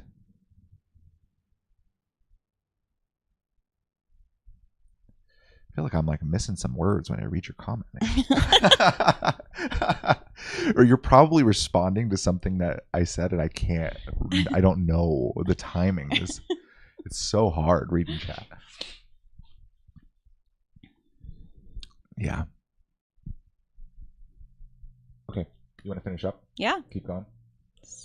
Let's do it. With Greg Braden wasn't simply to say, look, he's with the UN and don't trust him. It was to say, okay, this is the context about Greg Braden. Why would he be with the UN, but then also promoting this idea of sovereign divinity? And what I'm trying to offer you here is, and I have it threaded through many of my other videos. I don't have just one video that pulls it together, but is like, why do we have Peter Drucker, the Austrian lead on management science, who was connected to Claremont, which is where the process philosophy people are based, also in Claremont, different school, but same milieu, right? Peter Drucker, and then with Bob Buford, the cable TV mogul from Tyler, Texas, he's the one who they set up the Christian megachurch movement. And not just in Texas, like California had a bunch of megachurches. In the upper Midwest, these megachurches are superorganisms. They're contemplative superorganisms that will probably cultivate the stir idea, right? Selflessness, timelessness, effortlessness, and richness. And what I'm asking, I'm not here to slap a label on this and say it's automatically bad or evil, or the people connected with it are bad or evil. But what I'm saying is we need to understand the technology, and we need to understand why. If there is information processing happening through some sort of abstract symbolic aspect of our creative lives, of our inner spiritual lives, of our relationships with one another and the environment, with our dancing, with how we raise our children, with, how we garden. All of these things can be abstracted into symbols and then used and encrypted in different kinds of communication systems. And if that is the case, we need to know more about what this is. I've shared before about Gurdjieff, and one of his students, J.D. Bennett, set up a whole lifelong learning spiritual practice in England. And it was I think it was Gloucestershire. I'm terrible at saying this, but it's like the base where MI6 is. And so we have to go back and revisit what exactly are intelligence communities. What is this intelligence? Is it something in the field? Is it coming from primal consciousness? Is it coming from God? Is it, we need to know more before we can, in good faith, from our values, move forward, right? I keep saying to the Christians, would Jesus blockchain Head Start kids in the church basement? I don't think so, right? And each community is going to have to come to their own understanding of what that is. And some may choose to blockchain the Head Start kids, right? And say, well, it's a social safety net and we're giving them a leg up. So it's certainly worthwhile to check the inputs and outputs against this human being and what their future earning potential is and so on and so forth. But then let's just be very clear about it so that those of us who don't find that ethical can move to a different space and we don't need to actually be involved in those sorts of efforts. I don't think that's possible. We're going into it no matter what. You think? 100%. Whatever they're setting up, we're going into 100%. I don't think this is the same thing I think about political commentary. Is it doesn't matter what anyone says or how clearly they see the issue or how clearly they articulate it to how many people. I think that the track that we're on is set. I really do. My big question is, how do we navigate this once we're inside of it? And if we were to be dropped inside of it immediately, I think it'd be unbearable. I think it'd be completely overwhelming. But we have some time. And I think we need to take that time to set up an inner architecture, emotionally, psychologically, that lets us maintain our soul even with the pressure, right? Even with the negative incentives, but also the positive incentives. Because I think most of where we're headed is less negative incentives, less emotional manipulation, more positive incentives. Mm-hmm. It's going to be very tricky to navigate. It's going to be very tricky. There's going to be lots of opportunities if we just sell our soul. I think it's being set up regardless. And I don't think there are enough people that would understand what it is or even care to push back. And I think even if everyone did care, they would find a way to market it in such a way that they got around those objections. They would just see it as objections. And even if everyone revolted and didn't allow it whatsoever, didn't opt it out entirely, they would just entrain the next generation to do it. They would just, oh, not this generation, that's fine. Like whether it's us or our kids or our grandkids, it's coming. I think for me, it's more of a discussion of what do we do once we're inside of it, and what do we do with the time we have left before we're fully inside of it? Those are good questions. Yeah, my sense has always been that we're going somewhere dark, but it's like, I say that, and it's not like the dark, scary place. It's the place of conveniences. It's like the place of grocery delivery. It's the place of like just comfort. Morbid obesity. Yeah, I think the best example that we've talked about is when they start saying, hey, based on your next 18 days of bills, here's a job that you can do tomorrow at 2 p.m. Given all of your aptitudes, would you like to go do this for 3 hours and take care of your bills? But your intuition's like, nope, not it. Then what do you do? Yeah. Most people will do the job because 100%. The biological intensity of, oh no, not having the money to pay my bills in the next 18 days is too terrifying.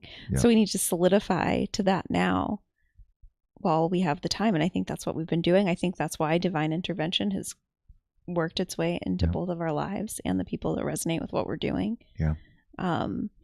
Because I don't think I'd like to think there's more of us, but I don't think there's that many of us that are actually listening to our intuition exclusively, no matter the biological flare-ups, no matter the discomfort. Like we've gotten to the point where it's like, all right, I'm going to ride it out. It doesn't matter. I'm not doing this. And that's more important to me than anything else. 100%. Than dollar signs. Like, are you kidding me? Like it's so, I can't stand it when it's the money, like it drives me nuts. And that's why we never say the word flow. and then why we don't describe intuition or what we're talking about as flow. Because when people say flow, what they mean is things that feel good. Yeah. And that's not even remotely what we're talking about. No. Because most often, the most difficult things to not trust your intuition for, to like the things that make you want to defy your intuition the most, it's not the pain, it's not the suffering, it's not financial worry, although that gets most people. That's a big one. It's your dreams and your desires and the things you think you need to do to get there. It's the utopias. It's our own inner utopia. And that thing becomes so compelling that we're willing to throw away our moment by moment guidance in exchange for that, in exchange for our plan. Yep. That piece of it, I think, is only going to get more compelling. I don't think that we'll be as threatened with our safety and security. Because if it's true that they're building this utopian, even like almost like socialist utopia, right? Where like everyone's taken care of to each according to their need, right? If we have that basic survival taken care of, UBI, the Democrats take care of everyone forever. If we have that, we're not worried about our bills to be paid in the next 18 days because we don't have that same stressor. Right. Then all there is our dreams. Like then at some point it's like, that's a good point. Do you want a bigger house? Do you want a nicer house? Do you want to live in this neighborhood? Do you want to look this way to these people? Do you want to get even more coin to do this? Like it's more about the dreams of what we could do. And it'll probably end up being about the ways we can help people and the impacts we can have and the roles we can play to help as many people as possible. Yeah, it'll hook into all of our biological programming. Yeah, and it'll all be positive. Well, kind of just like the way 2020 was painted. It was positive that you wore a mask. It was positive that you stood 6 feet apart. We're all in this together. It's positive that you get injected. Yeah. So I don't want to be a Debbie Downer, but it's usually my role. I'm usually the downest of Debbies. I know.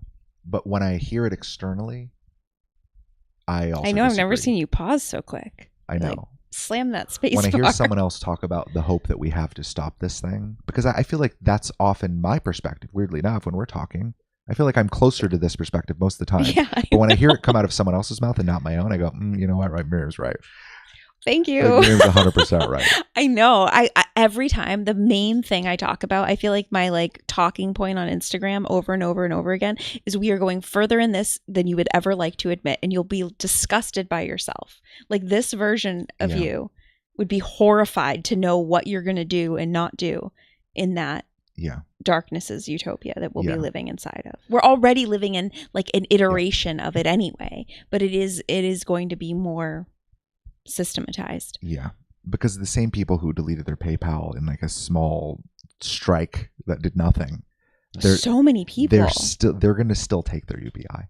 Oh, 100%. They're going to download whatever app they need. They're not going to turn down survival. Yes, they're not going to turn down their basic safety. And when we talk about UBI too, I imagine, which we've talked about before, I'd love to hear Alison's take on it at some point if I can find it. I'm sure she's done a video on it. But anyway, on UBI, yeah, probably she mentioned it in here. But yeah, I'm curious. Well, what we've talked about more so is that we're just tiny little. Oh, we're little, tiny little people. What we've talked about as far as UBI goes is that it would probably be some sort of like everyone gets it. Like no matter what, like it's like the check they gave us in 2020, like everybody got a check.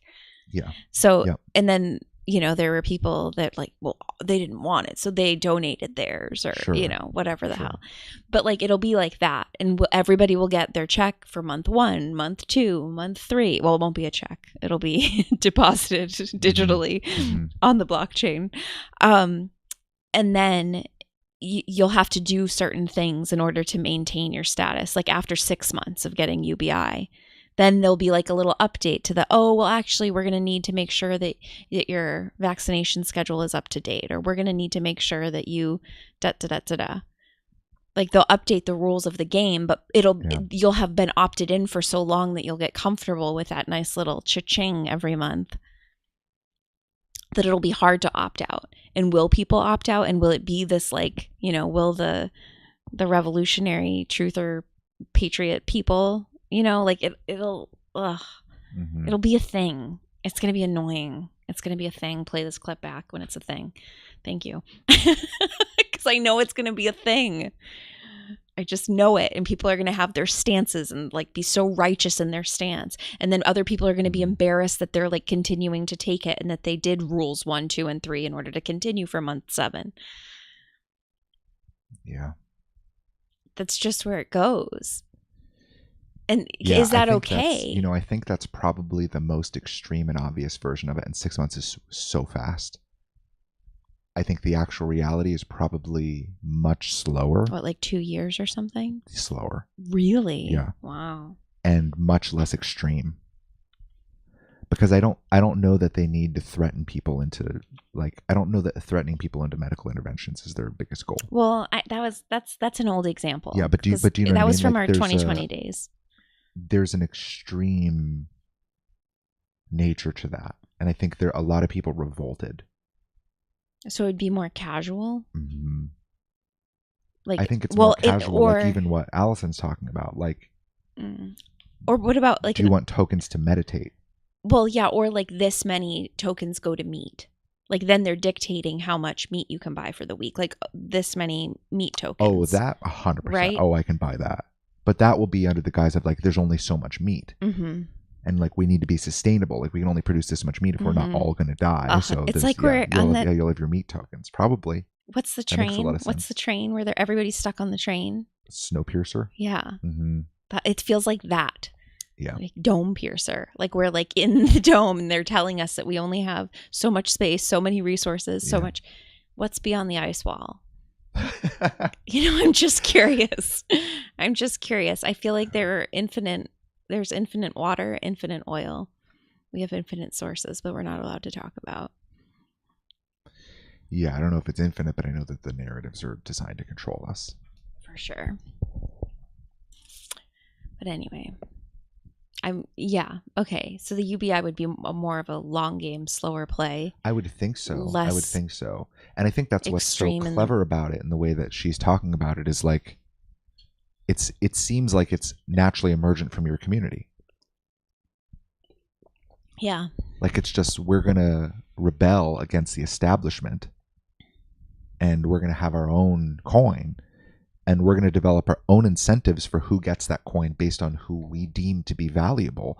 And here are the things we deem to be valuable. Like we think that reading the Quran for 20 minutes a day is the most important thing you can do. We think that praying morning, evening, and night facing Mecca is the most important thing you can do. And if you do these things, like we should value that. And if you can only do these things, you shouldn't be ostracized from the marketplace. You should have more buying power. Mm-hmm. If you're doing the most important thing, which is praising Allah, you should have the ability to pay for your basic necessities, not to rely on others who have to go out to do something else. And they should have the most important thing be, right? It's like that. I hate that you're right. I think it's more so that. And that's what's so... It's gross. That's what's so odd. It's not just like the feds, like, here's your new mask mandate, or we're going to take away all your money and you're going to be homeless. Right. I think that sort of threatening... It's not that. Like, you're that's totally like right. It's too, like, cartoonishly evil. Mm-hmm. I think it's much more sinister in that it's like, no, we want you to be you. Mm-hmm. We want you to be paid for the things that you are. That you already enjoy doing and that you want to do more of. And this will better your practice and better and that's your why, faith like, and better that's your why connection. I have to remind myself, like every time we have these conversations, I have to remind myself multiple times, like maybe every 10, 20 minutes, darkness is trying to create a utopia. What is the utopian version of this? Yeah. Because it blurs too much with evil. And it's too easy to, like, we have these, again, cartoonish archetypes of good and evil. And they blur and they filter everything. And we put on our evil colored glasses and we assume the worst possible motivations. Mm-hmm. Like we assume the exact opposite of our motivations. Like we want everyone to be happy. They want everyone to be sad. Mm-hmm. And it's like, that's not it. Yeah. They want to prove that we can do better than that inner rightness. That's so subtle, so nuanced. Mm-hmm. How do you tease that out from everything else? Like it's such a fine line. So I almost have to think of it as like, how do you create a utopia by any means necessary, creating as little harm as possible? Like I have to think about it from the perspective of like how would I plan to create a utopia and bring everyone else along, whether they agree or not, because it's for the greater good. It's not just these people, it's all of their children, all of their grandchildren, everyone that will ever exist in this place. Like I can if I had all the power, I can get in this like this semi kind of sociopathic psychotic state. Yeah. And I can start to pull what then ends up matching up with things like this. It's like there's a collective pocket, a data center that's very similar to all of this.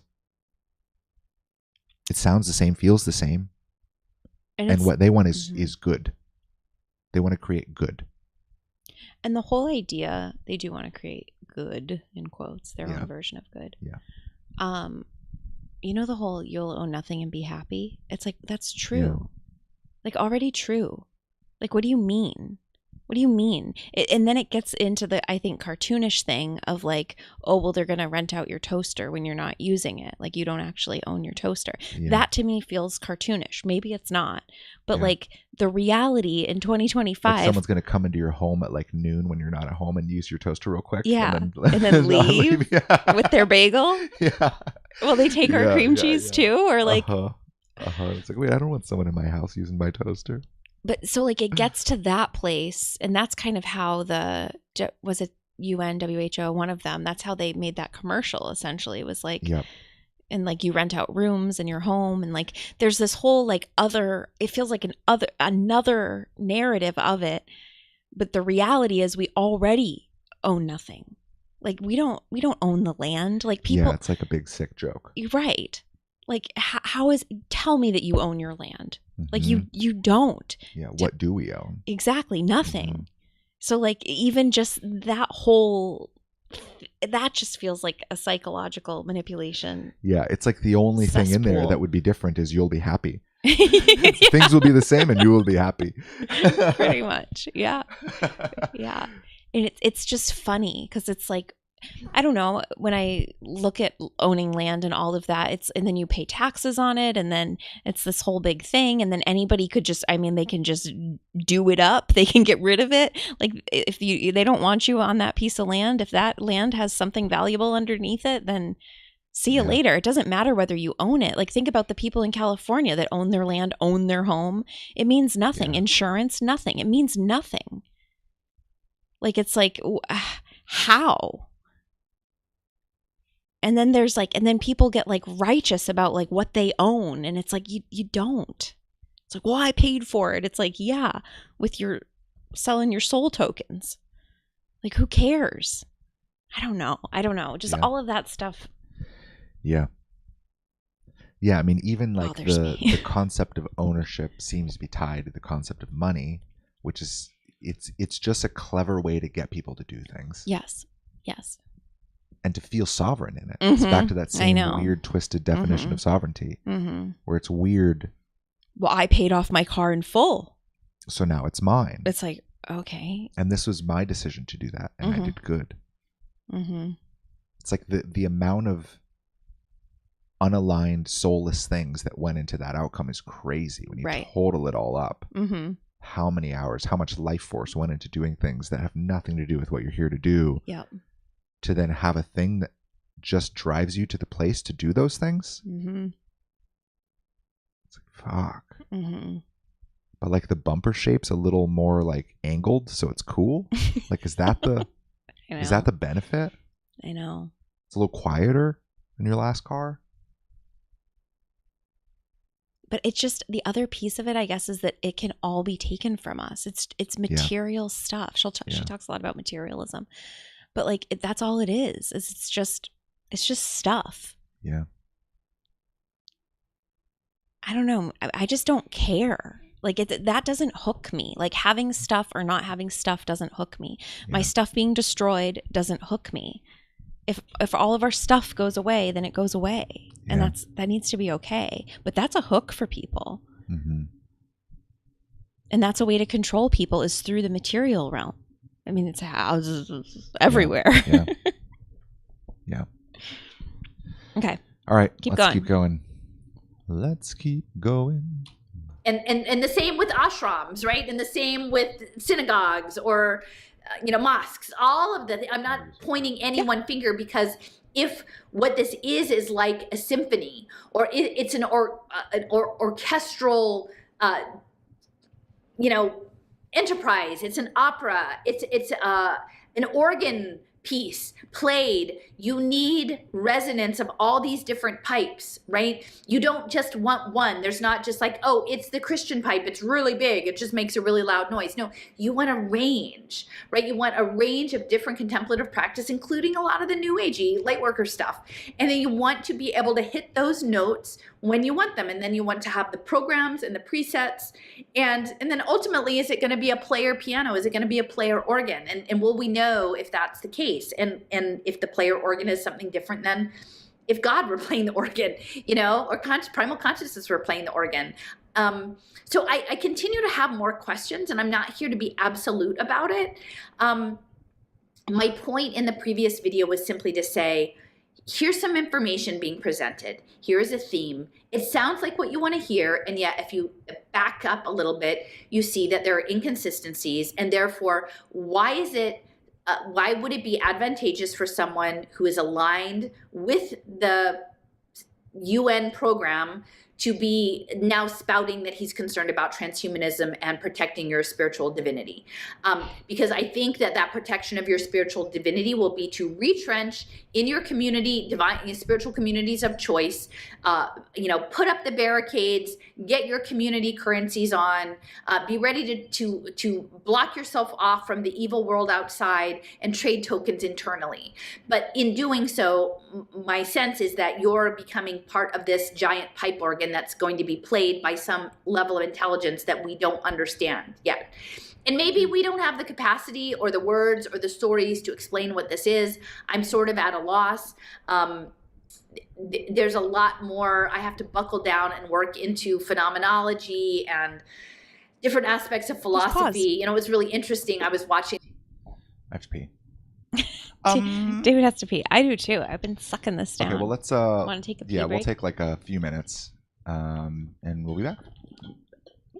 We won't bring you to the bathroom. One moment. One moment, please.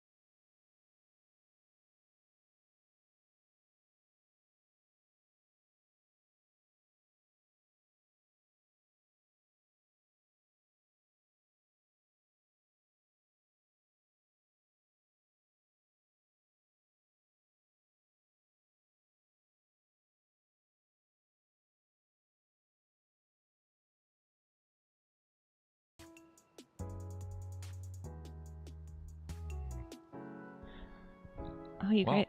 Oh. Now you got 5 seconds of music, everybody. I thought it was playing, but it wasn't playing. So silly. That's fine. David, Just dead quiet. Oh, that's so funny. I thought you gave him jams. So I was like, because I was just going to come in and talk because I know how to press the I know.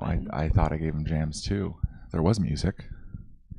There was music playing on our end, but it was muted. Just music for us. Just music for Miriam. Oh yeah, just for me. All right. Here's a little crazy. Okay, something I do want to mention before we jump back in. Yeah. It actually came from, I think this was what? Let me see. Oh yeah, from Jeremy's comment earlier. This feels like Tower of Babel 2.0, darkness trying to crown itself God again. Tower of Babel is this story where they try to build a tower, like an actual tower, really tall, to the heavens. And what God does in the story is confuses all their languages so they can't communicate, and then they all scatter. Mm-hmm. It's interesting because this conversation, I have an easier time thinking of it from archetypes than I do from religions. Because I see the same thing with, and we've talked about this before, with like doctors, right? Like when you go and you say, hey, I have itchy skin, they're like, oh yeah, you got some inflammation of the dermis there. Here's this super complicated name of a cream. Here's hydrocortisone cream. You go to the pharmacy and you ask for this cream. Like if it was all named Skin. If it was just named Skin cream. Yeah, dry itchy skin cream. Tallow. Then you would just go to the store and you'd be like, oh, I have dry itchy skin. I'm just going to go get dry itchy skin cream. But instead you have to go to the doctor, and the doctor says he translates your language into a different language. Mm-hmm. And then that language has the solution. And the solution is just, once you translate it into inflammation of the dermis, then there's inflammation of the dermis cream, which is hydrocortisone cream. You know, it's like he's just translating the language. And that's what I think of when I think of the Tower of Babel, I guess, is the languages that we're speaking. It's not like English or Arabic. It's like our professions and our archetypes. And I guess I realized this, maybe it was just a blind confidence, but I always felt like I could just do kind of anything. So anytime anything came up, whether it was legal stuff or like incorporating my business or all those, I just always looked it up and figured it out. And I realized very quickly as a young entrepreneur, like 19, that none of the specialized people really knew more than me about things that they could help me with. I always found it so odd. Like I would go talk to an accountant or a lawyer and they knew some things, but I would look things up and it would be the exact same things I already found. Mm-hmm. And like there wasn't as much separation as there is as you would think. Mm-hmm. So we have all of these sort of specialized roles, and I think all of these specialized roles have their own sort of ideology and vibe. And it's weird that there's these pockets of like doctors or engineers or lawyers, and they all have their sort of different roles, and they all seem like completely different types of people.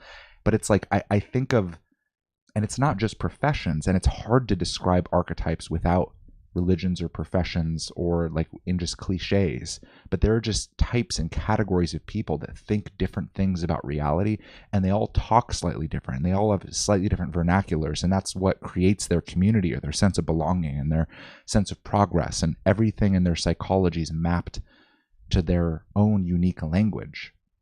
And it's hard to talk across those languages.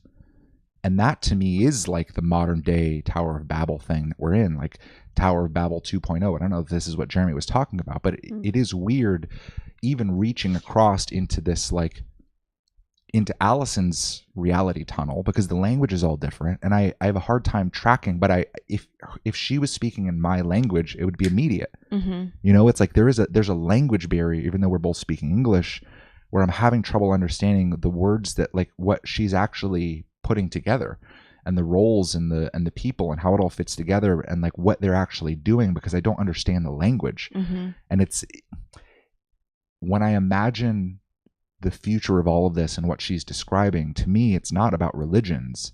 It's about all of these different sort of archetypal patterns, and each of them has their own sort of ideological trajectory of what they think is good. Like, it seems like the conversation is more about these archetypes, at least in my head, than it is about the Christians versus the Jews each having their coin. Like, I get that that's a piece of it, but there's so much more that makes us human and that we organize around. And I think they've taken into consideration all of it. Like, I think this thing that's being constructed is much more complex. And I think they have a really good understanding of the roles that we are playing and what they look like in isolation. And they probably have better words for them than we could ever come up with. I think they have them described pretty well, know how they operate, know how the psychology operates.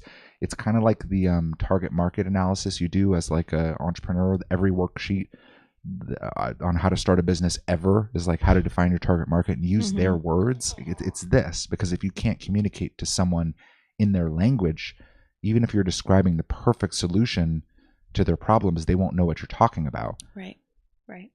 But there's enough separation there that it almost feels purposeful that we can't communicate across these things. Because I think Alison has pieces of this picture that I don't have, and I have to learn her language and translate it into my language to then add it to my map. And I think that's purposeful. And I think that sort of divide is only going to grow even more.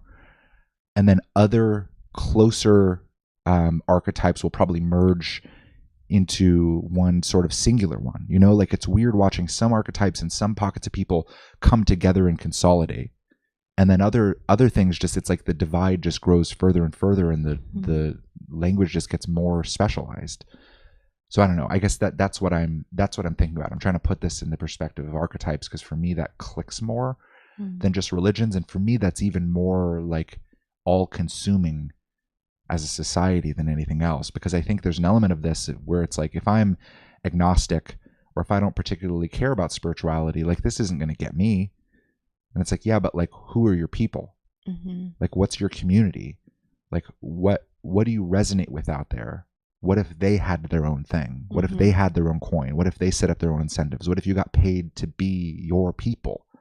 Like, I think that's, like, we all have this like deep desire culturally to find our tribe and to find our community. And it seems like they're wanting to incentivize every single community of people to do a fairly predetermined set of actions to build this world that they're trying to architect. And that's probably, in their mind, creating a utopia. But in my mind, it's enslaving the population to a predefined set of archetypal prisons that have nothing to do with actual collaboration. Because as challenging as it is to try to understand Alison's language, because it's different than mine, I feel like they're intuitively, like, there's something here that's important. And I don't think that I would naturally, organically find Alison's work and be like, oh, that's my people. Because she's not in spirituality. She's not in, you know what I mean? It's like, I don't think this sort of collaboration is designed by darkness. Like, I don't think we're meant to cross these lines. You know what I mean? But I think these are the kinds of lines that God's trying to get us to cross, that intuitively we are trying to cross, because the languages, like, every single pocket of the collective sort of has their own secrets in a way, like their own truths about reality. And the more you learn about all these different pockets of the collective, the more you learn about all the different things that people believe, the easier it is to put together the truth.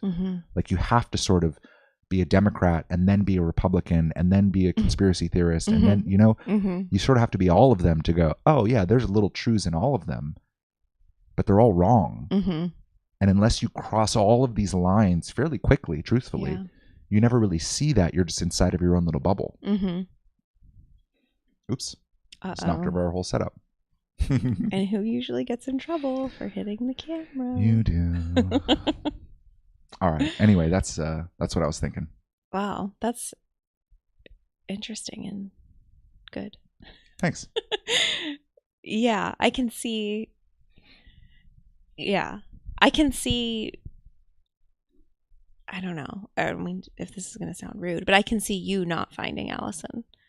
Like, this seems like a very unlikely. Yes. And I can see a lot of our people that resonate with our work not really resonating with this video. Yes. Like this is very much like a me thing that I have had to like sniff out and just, I mean, for 2 years, just listen and listen and listen and listen and not understand and listen. But like, I feel that deep sense of like, there's something here. Like I need to keep following this. And she doesn't make me angry. Usually I get the guidance to follow something and then it makes me so angry. That's true. So this is like my reprieve because I feel there's like, I can just feel truth in it. And like, it's her demeanor, it's her embodiment, it's the way she articulates things, even if I don't understand it. Like there's just, I'm like, okay, there's, that whatever that was true. And like, I don't really agree with that, but that's fine. It doesn't fucking matter at all. It's like, and I'm constantly scanning for truth. And I feel that consistently throughout all of her videos that I've seen. Yeah. And like, cool. And also like taking into consideration, like where she is in her life and what she's doing and what she's learned, and she's learned more, and, you know, things have changed, and, you know, her whole life changed after 2020. I mean, whose didn't, but she ended up getting divorced and she left Philadelphia, and, you know, she's been really like candid about that process. And I don't know, it's just, she's real. And I appreciate that. So, and the fact that she's not popular, she doesn't have a ton of viewers. Most people, when they engage in the comments, it's so bizarre because they like, people can't hang. So they'll like, if they have something like to critique her for, they'll critique her about like her divorce or something. Like it's like, but they can't hang with like the actual substance of what she's talking about. Or they'll try to relate to it. Because she was talking about like some troll comments, I think. And then the comments in the comment section of that video were like, I'm so sorry that there's trolls. But that wasn't her point. She's like, no, I don't care. I'm just telling you that like these people, like they're viewing me through their own, because what one guy did, this is total side story, but what one guy did is he took one of her videos, he put it in AI, and then he wanted AI to regurgitate something back to him that basically like blew her to smithereens and made her an awful person. So he's published this all to Substack, his conversation with ChatGPT, going back and forth and ultimately like bullying ChatGPT into like backing down and being like, yeah, you know what, she probably is controlled opposition, blah, blah, blah, blah, blah. So then he's like, see? So she was talking about that, and then people are like, oh, I'm so sorry you were getting bullied. And she's like, no, like this is not the point of that video. The point, like the point is like, what are these people doing? Like he can only view me through this like myopic lens, and it was from a video from however long ago, and so much more has changed. She's so much more dynamic, as everyone is, as they continue to grow and learn. Like you can't just, so anyway, there were all these other layers to what she was talking about, but like the comments were so flat. Because like it's so comprehensive, and like I find that most people can't hang, and I even feel that way about what we're doing. Like it's like, oh, okay, this is just done, like this is over, let the thread drop, like this is pointless. So I just that's my 2 cents. Just like it is weird. The more comprehensive your ideology becomes, the harder it is to explain to people what it is. And like people don't really have their own. So they just kind of bring you what other people think about the topic. Right. And it's odd. It's odd watching scripts get thrown at you. I was like, 'cause so-and-so said. Yeah. It's like, even if they don't directly say that, that's the subtext. It's like, but I thought crypto was great, and like, no, it's actually this. And it's like, well, have you learned anything? Have you thought about any of these things? Do you even know what the words that you're saying mean? I know. And if you could really get in there, it's like, oh no, I have no idea. Yeah, I like this. It's cool. It's cool because I don't agree at every point. No, same. But it's the kind of feeling of like, the central thread feels the exact same. Feels the exact same. The thing that we're ultimately trying to parse out about what darkness is trying to create feels the exact same. Yeah. And she's coming at it from the angle of the research that she can find, of what's publicly available. And she's putting together lots of these pieces, and there has to be an intuitive element of this, because you can't put together that many pieces and come together with some degree of truth without that intuitive through line, right? Yeah, she's definitely guided. Whether she gives it a ton of credit or not, I don't know. Or she thinks it's just her being her. Like it's definitely divine guidance. Because there's other people that like look at the public records and read the public things, and they have not come to these conclusions. No, they get excited. Like Brian Johnson. You're right. Oh my God, that'd be so great. What? Don't die? Yeah. The don't die guy? Yeah. Oh my God, that'd be so great if my kid's aptitudes were known by the time he was 2. Then I could prep his entire life to be the engineer he was going to become anyway. Mm-hmm. Yeah. Yeah. Not so sure about that. I think the thing that we've pinned down pretty well that I don't think I've never seen out there are the underlying motivations of darkness and why the things are being constructed this way. Mm-hmm. And I think it gives us a very quick barometer for whether like certain facts are important or not important, or whether they're distractions or not distractions. Mm-hmm. Like I think even the like Klaus Schwab and the all of the like Great Reset, like that whole narrative. In his leather vest. Yeah. I guess we didn't talk about this. I just said it in my head.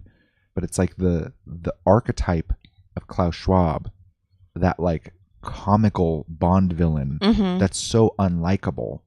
You don't put that person as the head of a thing you're actually trying to make to happen. Right. It's like it's designed to be cartoonish and designed to fail. Mm-hmm. It's designed to give you the evil that then you can define the good around. Yep. And that sort of subtlety in seeing the world, I just don't see people talk about really at all. I think it's like too intense or too scary, or I don't know. There's elements of people not wanting to admit how duped we are, how dark it actually is here. Yeah. I think that that's the main one, is people don't want to see how dark it actually is, because like it's just like it's incomprehensible. Yeah. But like to me, it gives me relief, because it's like exactly why I'm here. Yeah. Like I wouldn't be here as a soul. I know myself. I would not be here as a soul if this place was light. I just wouldn't. That's not how I'm designed. I'm designed to be here because it's so dark. Like I know that. Like I'm here to like sniff it out, call it out. Yes. That's the whole point. Yeah. I'd be bored to death if this was still the iteration. I don't think my soul would be in this iteration if it was an all light society, because I'd be bored. It'd be boring. Yeah, I mean, we might take some rest lives.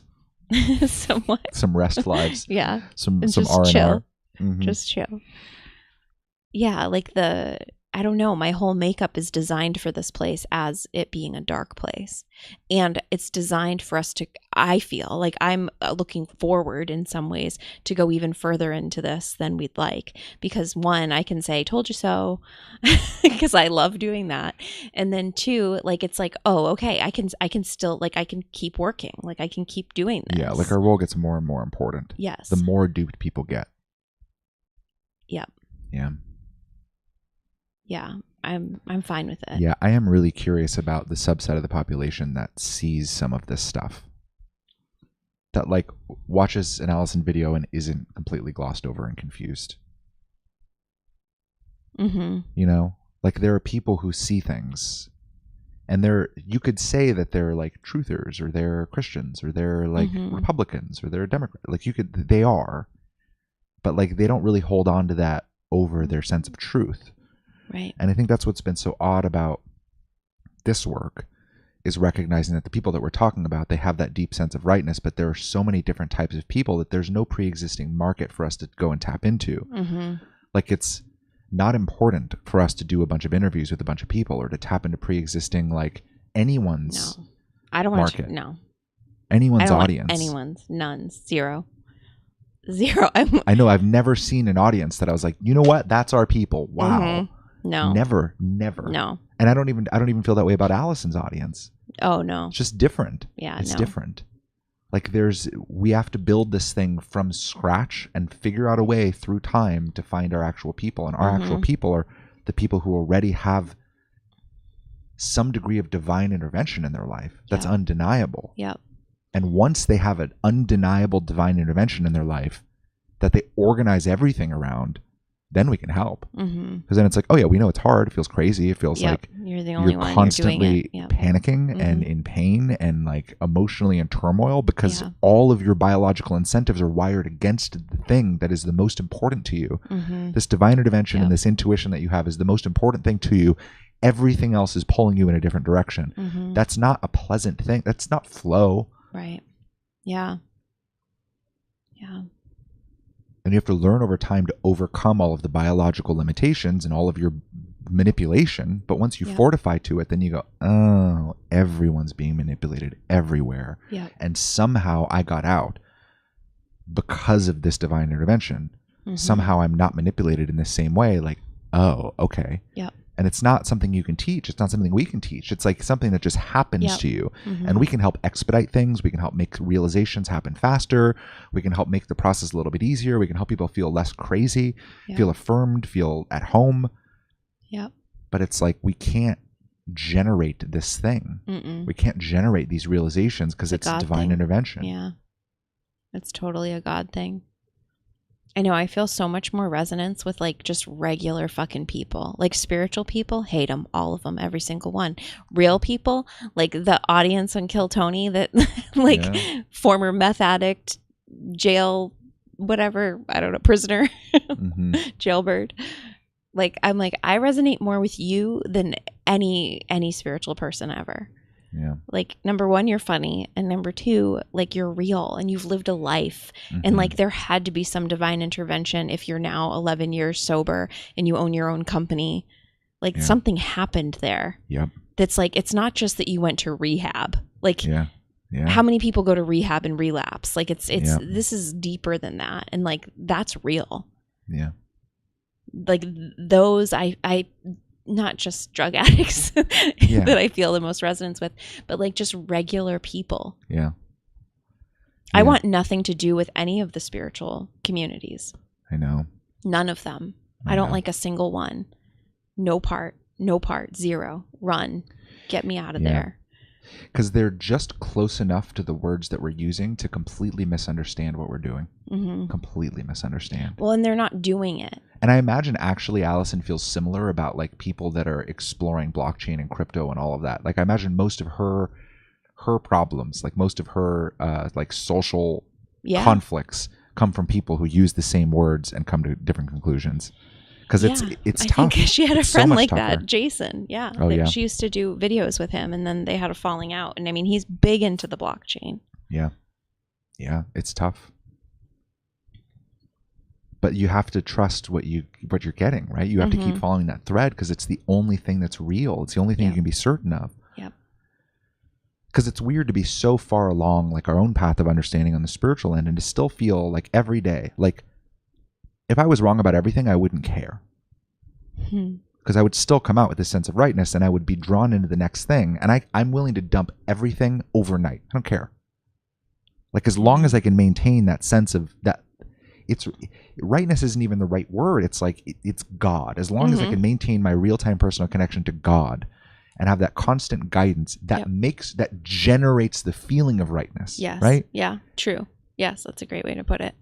Like, I don't care. I could be poor. I could live under a bridge. I can do something profound. I could work at McDonald's. I don't care. Because I can tell that there's something so right there. And I can watch, just like in my periphery, I can watch things come together. And I can watch good happen.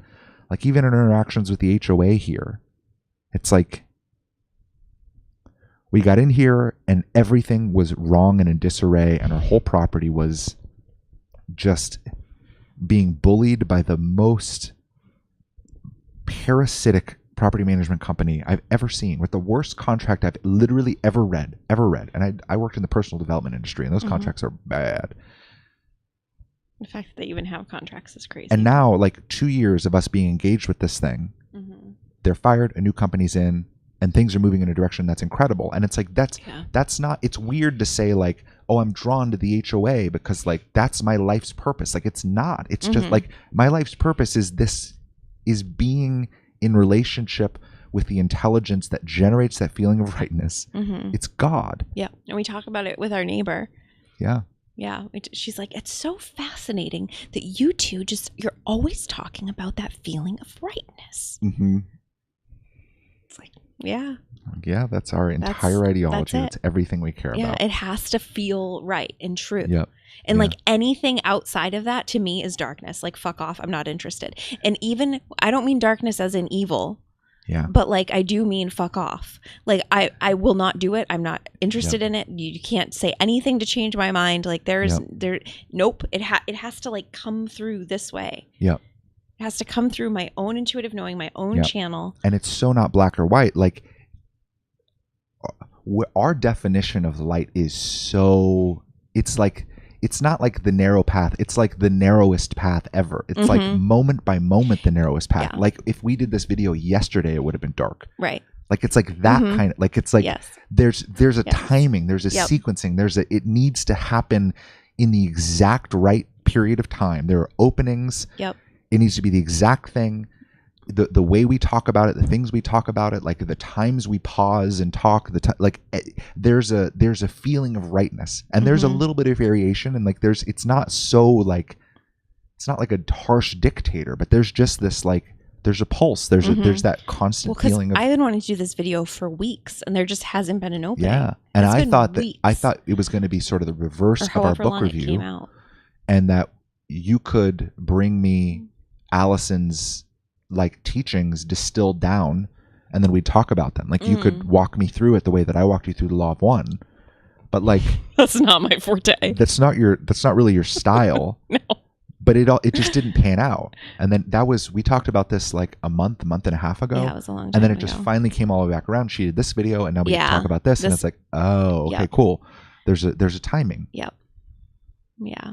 And anything outside of that timing and that sequencing is darkness. Yeah. Like the line is so close. It's like on me. And we have the constant so incentive to act in that darkness because of the structure of our civilization. Right. Like we're incentivized through views, we're incentivized through money to pursue things outside of that exact timing and that exact rightness, but we hold ourselves very tight to it. Yeah. Yeah. I know. Because it's the only thing that matters. And to me, it's the only thing that's even real. Right. Agreed.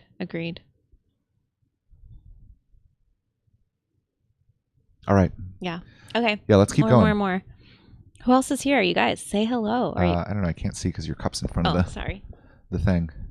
Empty.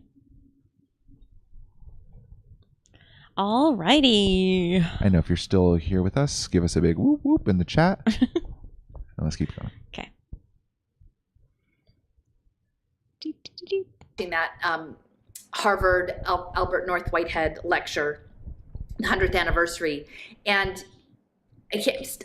Well, you can't stop me if I've said this already. So I might have said this already, but essentially, like one of the coincidences that happened, and it's a small coincidence, but they were discussing how Albert North Whitehead's ideas about process philosophy, which again, the main proponents of that are in Claremont, California, which also happened to be where the Drucker Institute is based. And one of the presenters, who is the board chair for one of these process philosophy centers, just so happened to be emeritus professor from Hendrix College, which is in Conway, Arkansas, about an hour north of Little Rock and very close to Windrock International, which was Winthrop Rockefeller's ranch that set up the first carbon trading, voluntary carbon trading markets. And this ranch happens to back up to Petit Jean State Park, which the part of the park when I went to visit, it has a beautiful, amazing waterfall. But the section that abuts the ranch has a cave, a small cave, that has the highest concentration of petroglyphs in the state of Arkansas. And so clearly that was a cave used for ritual practices. So we've got Winthrop Rockefeller, and we've got ritual petroglyphs, and then we've got I think his name was Jay Daniels from Hendrix College, and he's speaking on process philosophy and this idea of becoming, and all of the work that's happening in China, because this event was co-sponsored with these process centers in China, of which there are 30. And during the conversation, because a lot of the presenters were also Chinese, they mentioned that Albert North Whitehead's ideas were very closely aligned with Taoism.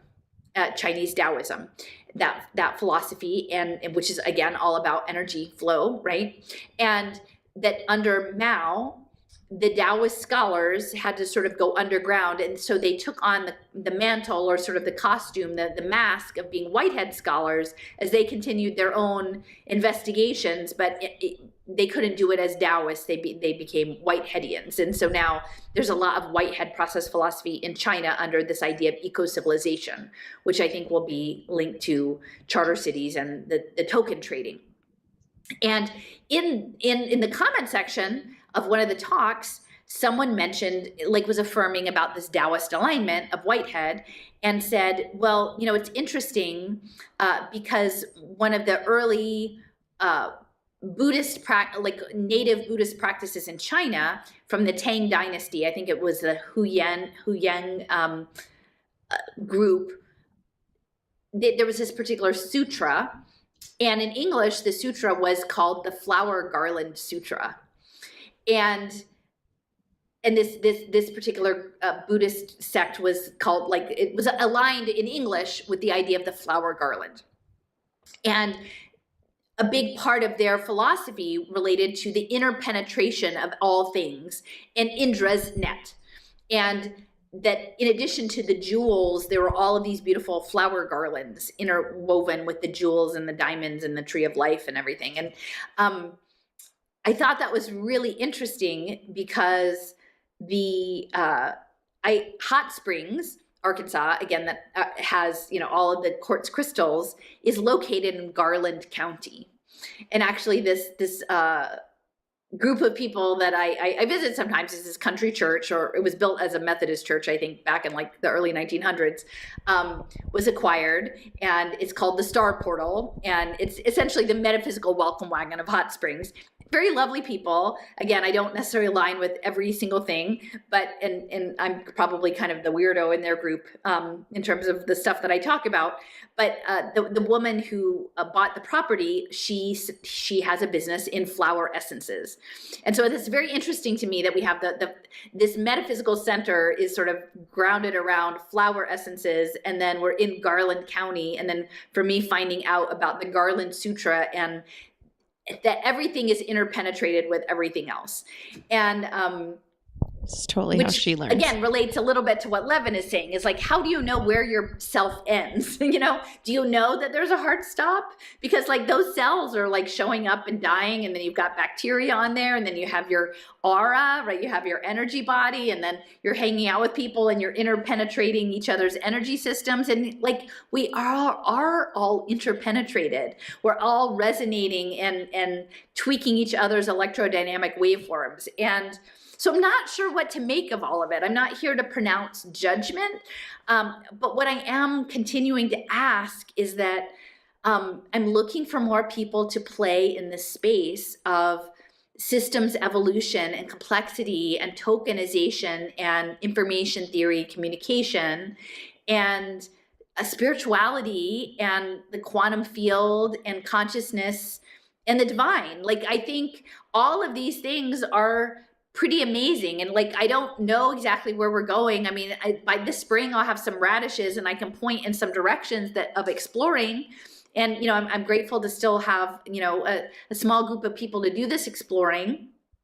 And I get that not everybody is built for doing this. I'm not saying I'm better for doing it or you're worse if you can't do it, but I'm just trying to, I don't know what Jason used to say, raise the bar. I continue to try to raise the bar, right? There are these important ideas. It is actually important that you understand the tokenization of spirituality and faith communities, however that presents, because this noosphere thing is around the world, all the things, right? Whether it's coming under the banner of Sharia law, or it's coming under the banner of Tikkun Olam, or whether the Vatican is going to solve their poverty with all this stuff, or whether it's, whatever the, purpose-driven life, teleology there. I mean, it's woven into it. So it behooves us to try to look under the hood and figure out how these things are. And then I will also say, and maybe I'll tack this on at the end so you have a sense of it, but, Levin is looking at cells as information carriers, transmitters, and receivers, and then taking them outside of their electrical containment system of being in a certain tissue, and then using, and then once they're removed from that overall electrical containment system, then they have all these other potentialities that become available.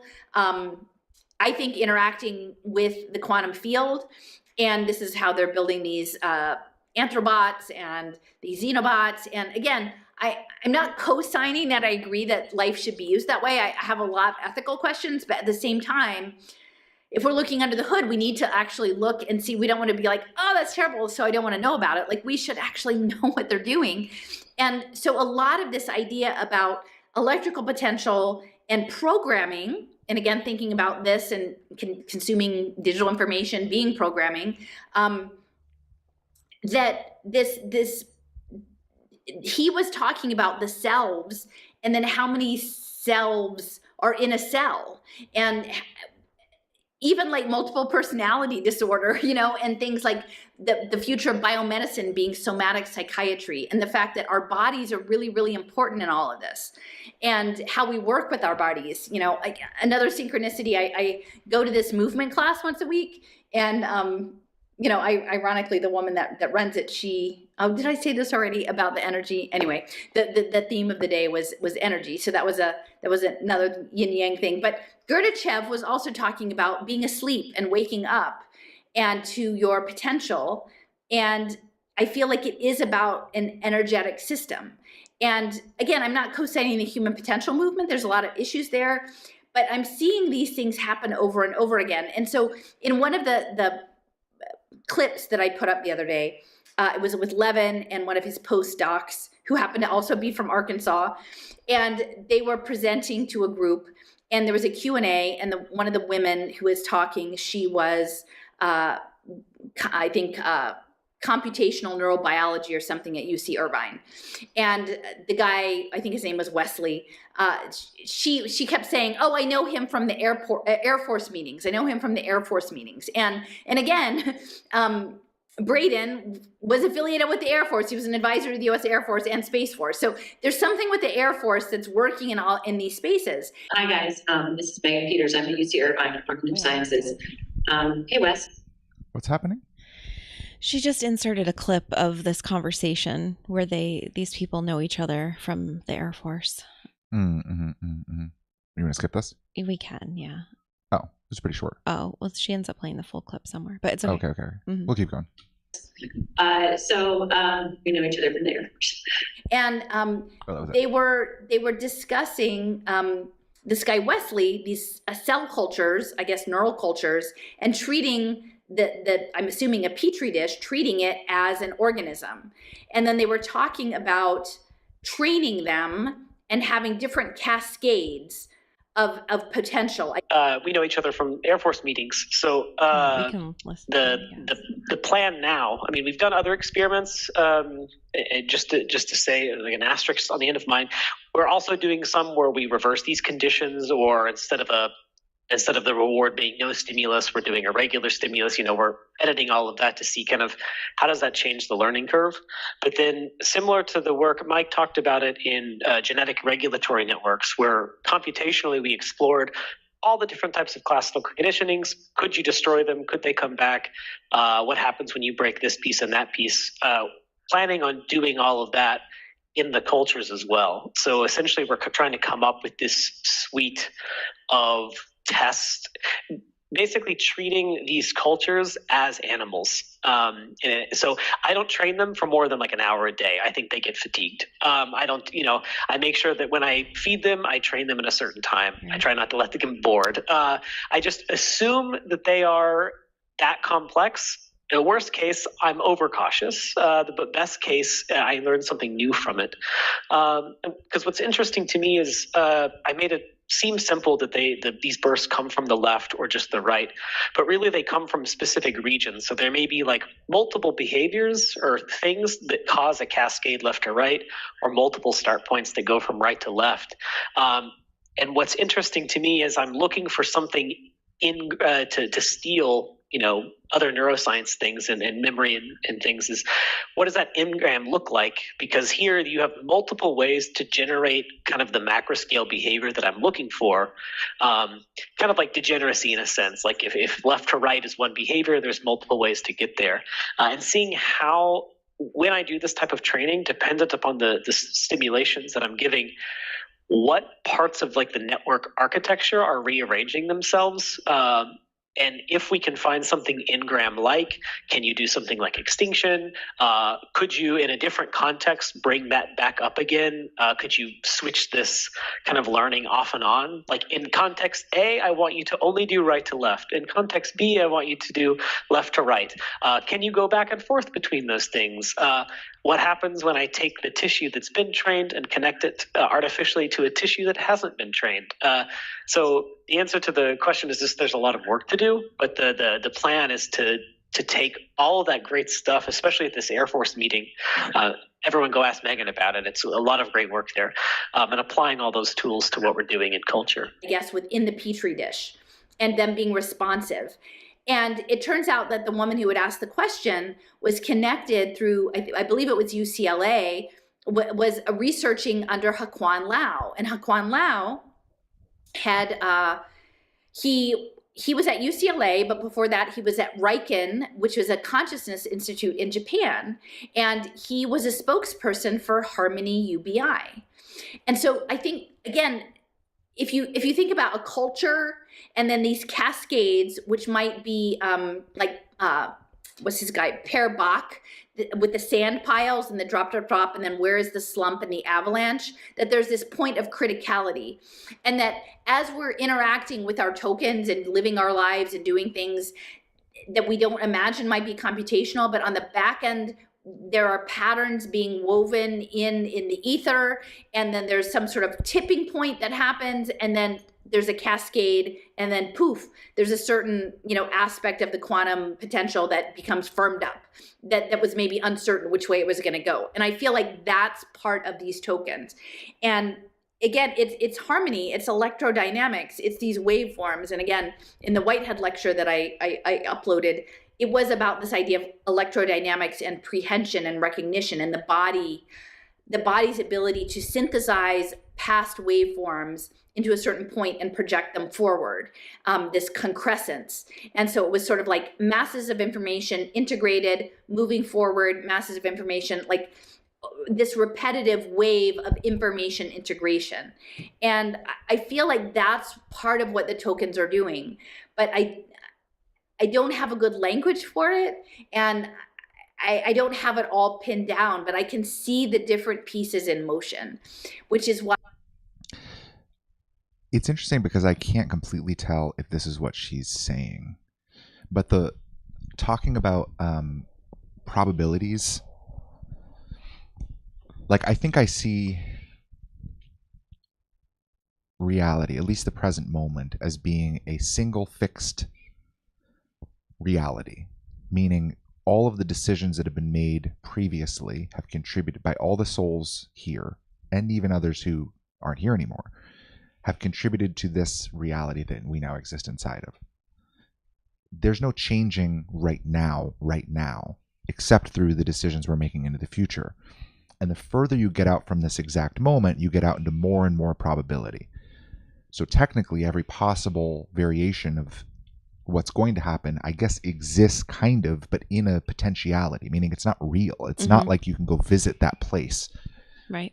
Like if you had a time machine, you can't go visit one of those timelines. It's like it's not actually real. And my sense is that that's what sort of the initial state of God was before all of this. Like in a book I was working on called Creation, right after the first book, one of the first things that be said was, in the beginning God chose. And I thought that was a really cool way of summarizing that. It was like everything existed in a sea of probability, but nothing was actual, which means nothing could be experienced for what it was. Like you never really could experience the consequences of your actions. Like that's a reality thing. Because it was just, well, yeah, that's possible. That's a possible iteration of thing, but you were never like actually fully in it and then stuck inside of it. And one of the, I guess, best and worst things about reality is we're stuck inside of the consequences of all of our collective actions. So it's interesting that she's getting into this piece because I don't completely see how it connects. And it's funny because she's like, I can't quite articulate it yet.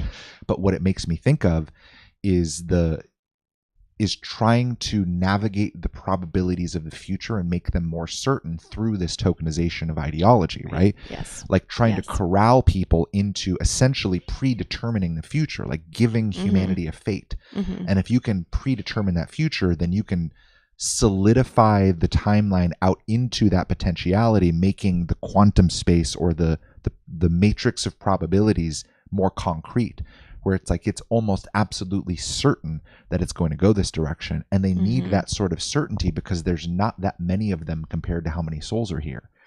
Like there's not that many, they don't have as many votes in what happens. They have to corral individuals to essentially vote for the same future collective to ensure the outcome that they're ultimately wanting to generate for all of us, themselves included. So to me that connects very directly but it's just a funny connection, the like petri dishes and the quantum and It makes my eyes glaze over. I can't hang. Yeah. And I hate that guy's voice. I don't know, his voice bothered me. Yeah, but the idea so I couldn't get into the it. idea of making the future more certain, like we're going to create our future, to me makes a lot of sense. I just don't know if that's even what she means. Yeah. That's cool. No, great. Okay, almost done. Okay. 5 minutes. Why when I sort of get worked up and emphatic about I need more, it is going to be what it is. I mean, ultimately consciousness, God, whatever, cosmos is in charge of how this is going down. So I'm not here because I'm panicked or I'm afraid, but I would like more people in the sandbox playing around. And someone today reached out and had their own ideas about how they're thinking about things that also overlap with things that I've thought about. And so to me, that is super productive, is that when we can share and sort of acknowledge where people are in their context, but then find some commonalities and then expand the workspace. And again, I'm grateful to Joseph for expanding the workspace as much as he has, because he's done a lot of work sort of solidifying his way of thinking in equations and laying it out for people. My stuff is way more loosey-goosey scattershot. But here I am pointing the way with the radish, or I will this spring when I have the radishes. So I hope this helps. There was someone who was like, well, I liked what Greg Braden says, and I'm going to incorporate it into my eurythmy practice, and maybe, and find that helpful. And I get it. Like, I'm not against eurythmy, just like I'm not, I'm interested. I'm doing this body movement class with integration. There is something super important about the body. But what I need for people to know is that in the future, there's going to be wellness, social prescribing, dance classes on blockchain with tokens that may be computational. And so when I'm really emphasizing, I need you to know social impact investing. I need you to know social prescribing. I need you to know second order cybernetics. I need you to know systems evolution and evolutionary economics. I need you to understand that soulbound tokens are going to be linked to quantum coherence and spirituality. These are all topics that are rich. I've only scratched the surface of this, but the programming is not like, I don't know, Joseph was telling me today, there was something, about training neural nets and things, and there's tokens that give weight to certain things to reinforce certain aspects. And I know realistically, these kinds of conversations are always going to be downvoted as noise, because there are other conversations that they need you to be engaged with that are going to move you and give you a narrative to step into the game that's been built. Yeah. And to feel good about stepping into the game that's been built. Whether that means like clocking in with the QR code to your eurythmy class or your taekwondo class or what have you, your square dancing class, that the chances are most people are just going to click in and do it. I mean, I think that was one of the things I really ran sideways with my ex-husband. Was Philadelphia had all these pop-up beer gardens that he enjoyed going and hanging out and having a beer in the park. But after the lockdown stuff, it all went to QR codes. And I was like, I'm not giving up a QR code to go sit in the park, in this little fenced area in the park and drink a beer. I'm not going to do that. I know too much to fall into that practice. And it wasn't that big of a deal for him. And then that was just sort of, again, one of those drip, drip, drip, sand pile cascade slump things that happen. And now I'm here in Arkansas and enjoying the snow, and it's pretty out there. So I think that's all I have to say for tonight. But again, for the person who was asking about the arrhythmia, I need you to understand a little more about social prescribing and tokenization. It is going to involve abstract, computational, symbolic logic that looks like us doing things in the world, interfacing with artifacts in the world. I think that's why the NFTs went after art and music that create, NFT poetries. Like we had augmented reality poetry in Philadelphia with Niantic and the Knight Foundation. That is going to be part of this abstract logic system. And, I just need to know more. Like, tell me more of what this is really about, because I can see the surface of it. I can kind of look sideways and I can see it emerging, but I don't know enough to actually be able to take a strong position. And everything tells me that the power dynamics that have been in play for most of the 20th century have not changed. They're only escalating and concentrating. So you're going to have to do a good job convincing me otherwise before I agree to go along much further. So, all right. Good night, everybody.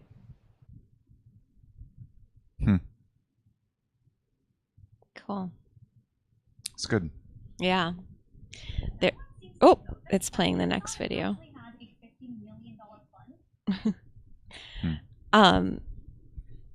She did another video too. Yeah, maybe we can go through it another time. Yeah, not now, obviously. That pairs well with this one. Yeah. Yeah. Yeah, I'm curious to keep exploring this stuff. All her videos kind of stack. Yeah, I know. So do ours. I relate a lot in wanting more people to engage with the perspective that you're building, and feeling like you can't even see what it is that you're building yet because you haven't built it yet. You can feel the general outline of what's being built, and you want help, but it's like, at least in my world, I don't think anyone's coming to help me. No. And it's weird to know. What's up, Ben? It's weird to know. Hey, Ben. He's out of school. Yeah. It's weird to see it from an outside perspective. Like, I don't know that I've related to someone else who's building something like this ever. I know. But that's from what's the so outside fascinating. Looking in, it seems obvious to me that she also won't get much help. Oh, yeah. She's not getting any. Like, it's hers to do. Yep. And she's... the configuration of her psychology, I don't think is by chance. I think it's part soul makeup and part literally constructed by God through a series of divine interventions and circumstances and the decisions that she's made in her life. Obviously, she's trusted that guidance to be able to create that architecture, because it requires not just divine intervention, but you saying yes to those divine interventions every time. Over and over and over again, for that psychology to be primed in just the right way to play a very specific role. Because I don't think our souls naturally can come out here and do the thing we're designed to do here. Because there's more processes involved. There's more circumstance involved. We have to fortify to things that our soul's not fortified to. We have to learn skill sets that we don't come in with as a biological system. We have to learn to operate inside of our biology. So it seems like she's gotten to a place where she's now fine-tuned to be able to see this perspective. I don't think anyone else is. Agreed. Which means that it's hers to do, which is unfortunate. But I also find some sense of relief on this end, feeling very similarly about myself and about our work, that like it kind of doesn't matter. Like, it's ours to do, but it kind of doesn't matter. And there will be other people that'll help fill in those gaps for us because it's their thing to do and they're better at it than us, right? Like, I think her psychology is specialized to see what the technocrats are building much more than ours is. Oh, 100%. And I can listen in and I can get the little tidbits that I need from it. And I'm probably never going to understand all of her perspectives ever. But the fact that she's doing it is helping to lay that sort of foundation that then I can dip in, right? Yeah. Peek over the scaffolding Yep. and go, oh, okay, I see the pieces that were harder for me to see because I'm not specialized in that position. Yeah. And I think that's the thing ultimately that brings me a lot of hope about God and about light winning here in some way, shape, or form. As much as I day to day think it's fairly hopeless as far as us moving into like a dark society, I think we're already in it, and that's enough of a horse fucking pill for people to swallow. But once you swallow that, it's like, and we're going further, definitely 100%, which is a whole other pill to swallow. Yeah. But then when I get past that, I'm like, but God's going to win eventually because of things like this, because of how specialized we can get, because of how much we can actually see just as one person with enough divine intervention. And this at scale is unbelievable. And the fact that someone's specialized role can then help to inform my specialized role is cool. Yeah. And I think it's more in that than like suddenly we're going to find an army of intuitive peers that are going to help us to build out the second paradigm. It's like probably never. And I don't think Alison's going to find an army of intuitive technocrat investigators. Probably never. But there's other people that are playing different roles, and I think eventually we'll all fill in the gaps for each other. And I don't know, it's interesting to see where this will go. I don't know that I've seen someone's work at least in a long time that I actually like. Since I've seen more clearly. The clearer I see, the less people I like. Same. And it's rare to it's rare to find something where I'm like, yeah, I don't even completely understand what you're saying, but I can but the pieces that I do understand overlap unusually well with the directions that God's nudging me towards. And God seems to also be nudging me to dabble in what you're presenting right now. There's like some momentary crossover, so let's see what's here. That's cool. Yeah, I'm a big fan. Yeah. So yeah, she's a goodie. Miriam will keep a pulse on her. I probably won't. No, it's probably more your thing, but I'll get shown the episodes that. Yeah, we'll do another one. Yeah, we'll definitely do another one. Yeah, there's another one. When she started talking there about prescribing or what was it? I forget the word she used. But prescribing like wellness.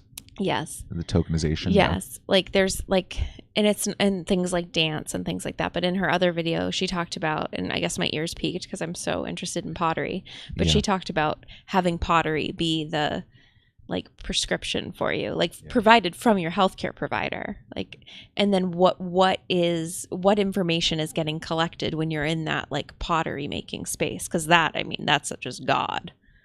Like, and I don't know how it couldn't be. I mean, maybe, but not for me. Like when I think of going to pottery, I'm like, oh, that's where you talk to God. Because it's like, that's the thing that they're trying to tokenize. That's the thing they're trying to extract from us, is this one-on-one personal connection. And like they're trying to get as close as they can through all of these other means, through faith, through movement, through dance, through pottery, through doing the dishes, so that's how I see it, at least. See, I think I see it differently. I see it that they're trying to recreate it. Because I think when I think of pottery or doing the dishes or whatever, those mundane moments, for me, it's actually like vacuuming, or like even more specifically, it's not even just vacuuming. I get like a little hit, but shampooing the carpets, because it takes so long. Got to move everything, and then I'm shampooing, and it's so loud. Yeah. For me, I just get into this place where like, if I am like confused in my life, I gotta shampoo the carpets. Like I can go real deep, better than any breathwork thing I've ever been to, which are always messy. It's always just beings and people screaming in the background. I know. Always screaming in the background. Classic. It sounds like the soundscape of hell from like any Hollywood movie of hell. It's like they probably just recorded a breathwork ceremony. Yeah. But for me, vacuuming the car or shampooing the carpets is where it's at. But when I think about those things, it's not really the actions. It's not the fact that our floor is getting cleaner and our air is being purified. It's like, that's nice. It's nice to have things cleaner. I like things cleaner. I feel a little bit better. It's the fact that like my sensory input can dim enough because it's loud, I think, and it's rhythmic enough, and I need to be focused enough that it's like my biology is consumed doing something else just enough that I can't really think about any of my woes or my problems or anything, but there's just this access that opens up. And it's like I just get to sit in that energetic realm for a bit and be with my intuition and with God. And there's always downloads. I'm always thinking about things. I'll feel little stressors come in, you know, like I experience God as stressing my psychology in very specific ways so that I see certain things. So I'll just start thinking about like, oh yeah, when I was 11, you know, like this. It's just that it's like things will start replaying, and then I come downstairs and I'm talking about something new that I've never thought about before, you know. And it's like it's not even one for one. It's like, oh, that's why this, and it's not a cognitive thing. It's like I get just a download, a packet of information that unpacks in that 2 hours of shampooing the carpet. It's like there's enough dedicated space that I can reach that. That for me is my experience of God in the mundane. But I think they're trying to recreate that, right? Because it's like, I think in the mind of someone who's like, okay, what if God is dark? What if God's the dark one? What if light is dark and dark is light? And we're saving you naive people from your evil, etheric dictator. Then it's like, what? I think the thing I would ask myself if I were that dark being is what sort of, I don't know the word, it's like a medical word, like sedative, or what sort of like, you know, psychic, like sedative, like drug thing is God generating in these people during these moments? And how can we recreate that feeling of rightness? How can we recreate that feeling of space or relaxation or clarity or creativity or new understanding? How can we reverse engineer that, take out the God element, but still generate that experience that's probably the single most pleasurable thing a human can experience? I think that's one of the big problems, is you can have the entire human experience in front of you, but compared to that, and it doesn't matter what you're doing. I could be cleaning up like a pile of shit, like a homeless man breaks into our home and shits on the ground and I have to clean it up. I could be cleaning it up. It smells terrible. I'm vomiting everywhere, and still find that thing. Maybe it would be a little too intense. Maybe I made it a little too extreme. Yeah, that's too much. But like, regardless of the circumstance, there's just that feeling, and that feeling to me is the single most pleasurable thing in my entire life. I cannot. There's nothing I value more than that. So you think they're trying to replace it rather than I don't know how they would reverse engineer it if they didn't.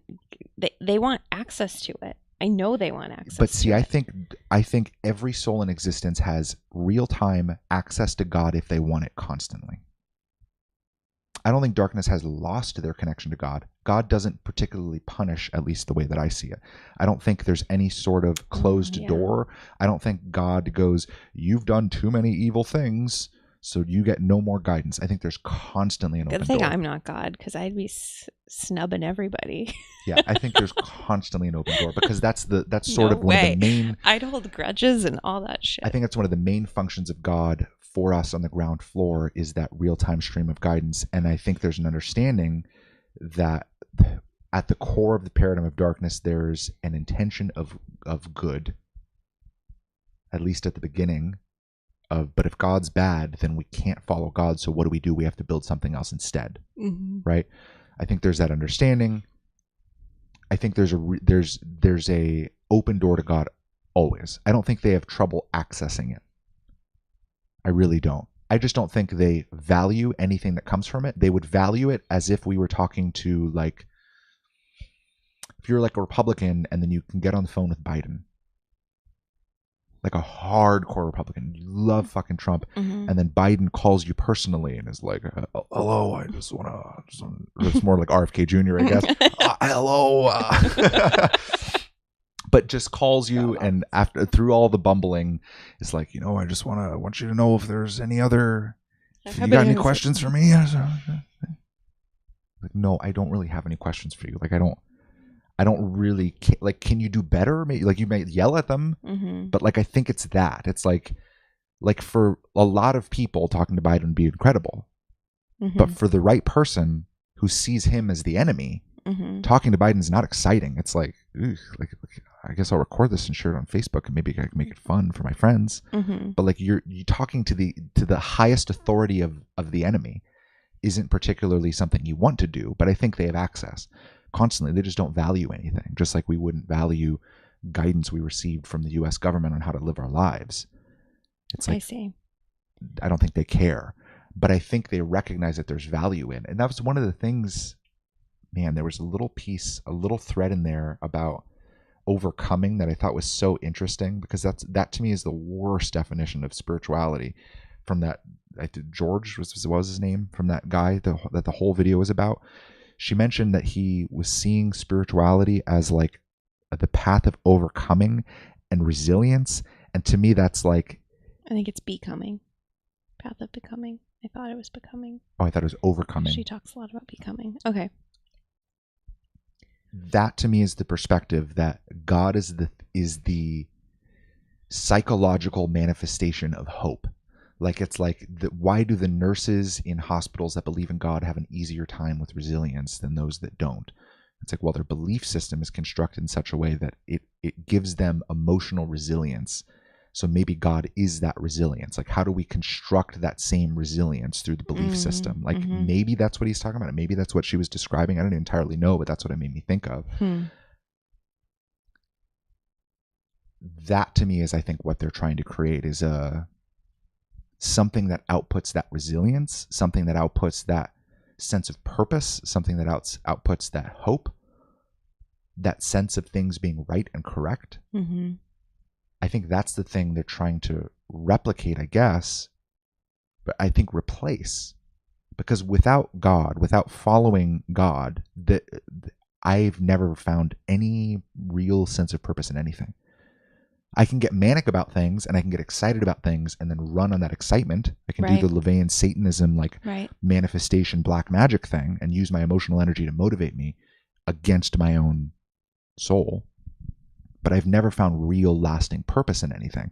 But if God is required for purpose, that's a big problem for darkness, a big, massive problem, because that means that we will all live in a utopia and be hopelessly depressed forever. Right. That's not a utopia. So they would have to solve that problem, which I imagine they can. I imagine they're very interested in getting as much data as possible about the actual physiological effects that we're feeling from our connections to God. That's what I'm saying. Yes, that's what they want access to. But not. I don't think they're trying to get access to God through us. No. That was the way I was taking it. No. I think they're trying to reverse engineer what's happening physiologically, emotionally, psychologically, so that they can recreate that in a completely different way to then generate purpose for the collective that will not have God. Right. They need access to what happens to us. Okay, so we're actually 100% agreeing. On this, in those states. They want... Yes. And I think that's where all of the like DMT research and all of that stuff, I think that's where it's all going. But then that makes sense of, you're right. They don't want access to God. I don't even know that I thought it through that far. But they want our technology of access, whether that's more so to learn it so then they can recreate it. Whatever that does to us that makes us feel good. They want to be able to I guess, reverse engineer it. But figure out how to create like a artificial version of it that's just as good or better. Let's make it even better. Let's output 10 times the rightness. Yeah. And if they can do that biologically, it's actually pretty fucking scary, truthfully. Oh, I'm sure they'll be able to. It's going to get really confusing. Yeah. If people don't already have a solid foundation of their intuition and knowing what's true and valid, what's right, like they're fucked. And I always say that, and it sounds like I'm being mean, but it's just true. Feel into it for yourself.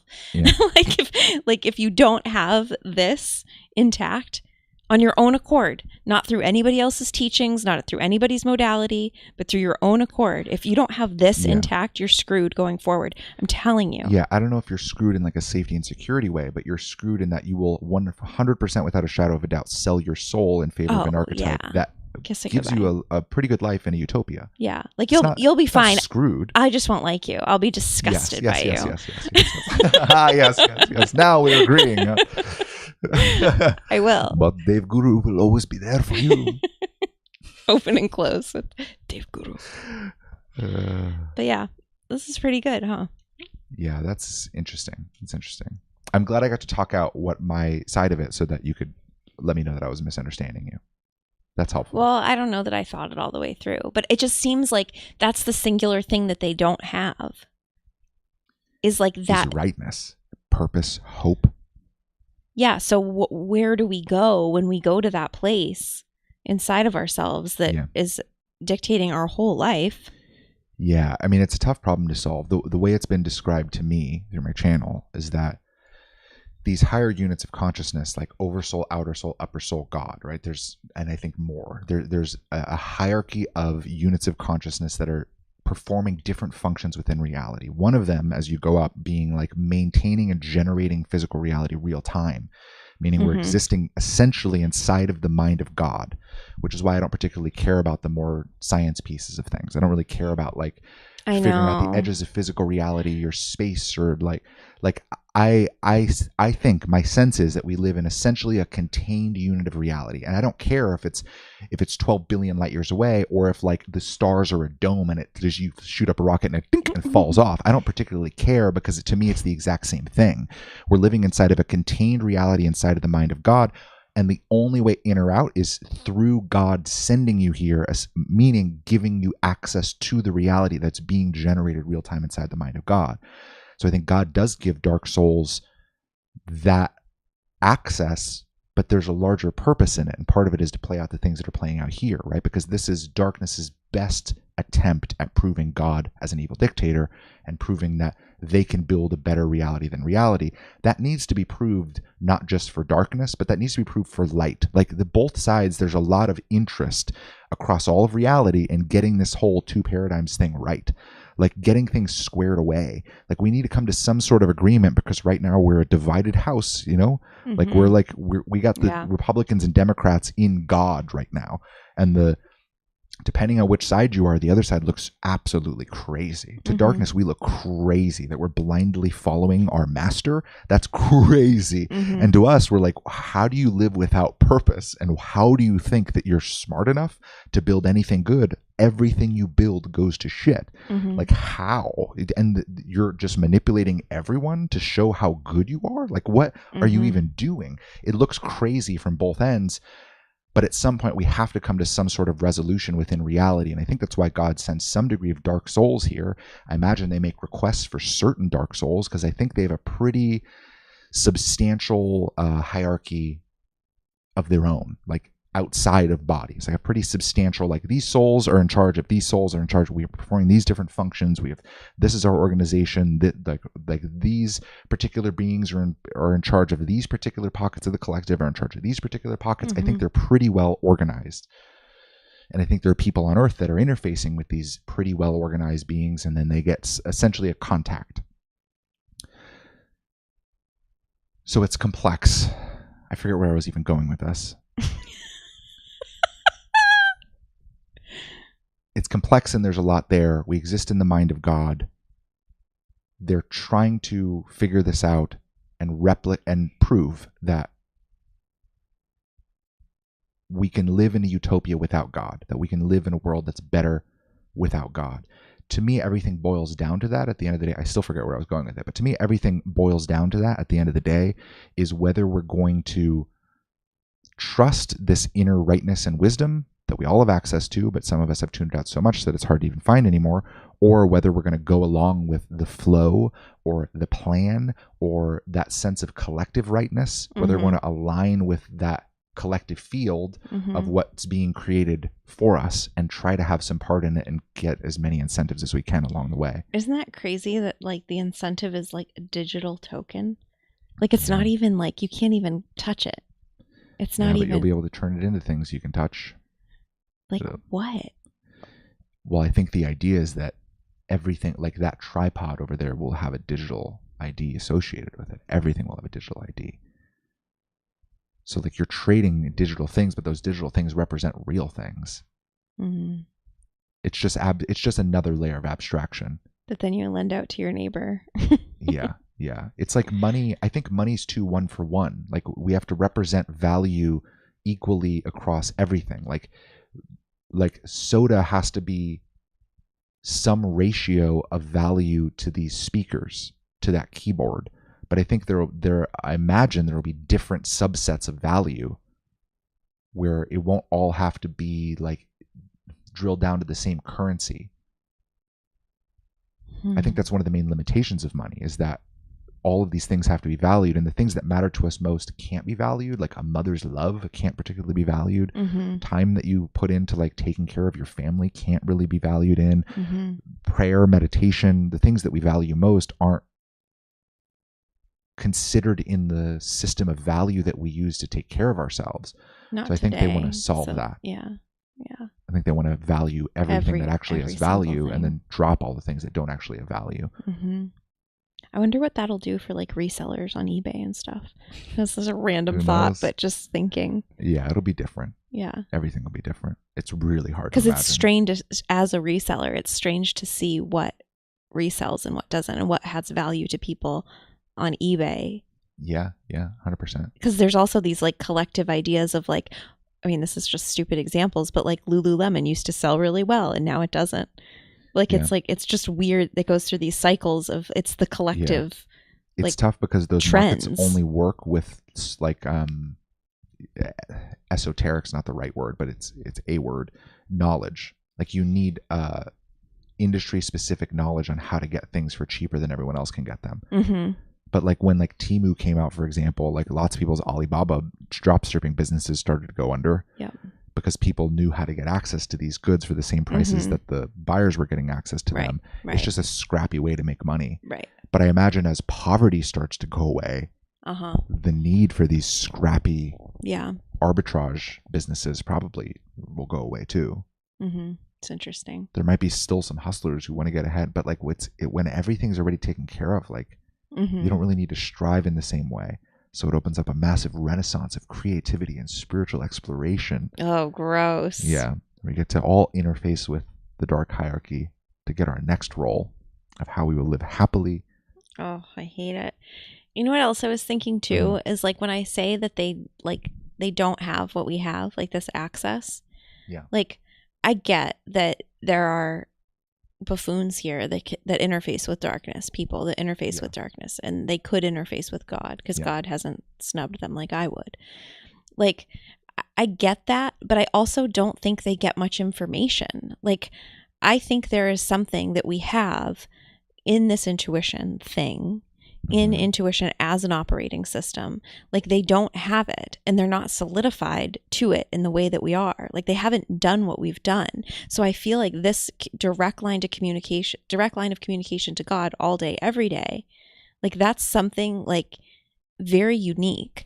Yeah, you have access to the library of all experience that's ever existed. That is so much bigger than anything they can ever create. With AI. It's bigger than the collective field here, certainly. Because I think everyone probably has some psychic access to the collective field. And I think you can get pretty good. For sure. You can get pretty good at pulling from the library of all of human experience. Yep. That's pretty massive. Yep.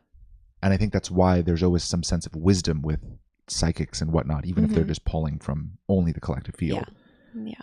But I think you're right in that when the thing that we do have access to is, I mean, in the mind of God is all of the access to the mind of God as it's relevant.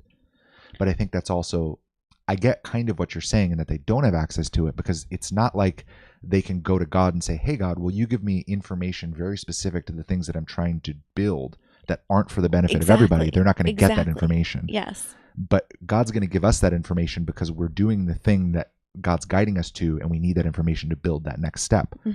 So you're right in that they don't have access to that. Right. That's true. And I think That's it's true. a huge threat.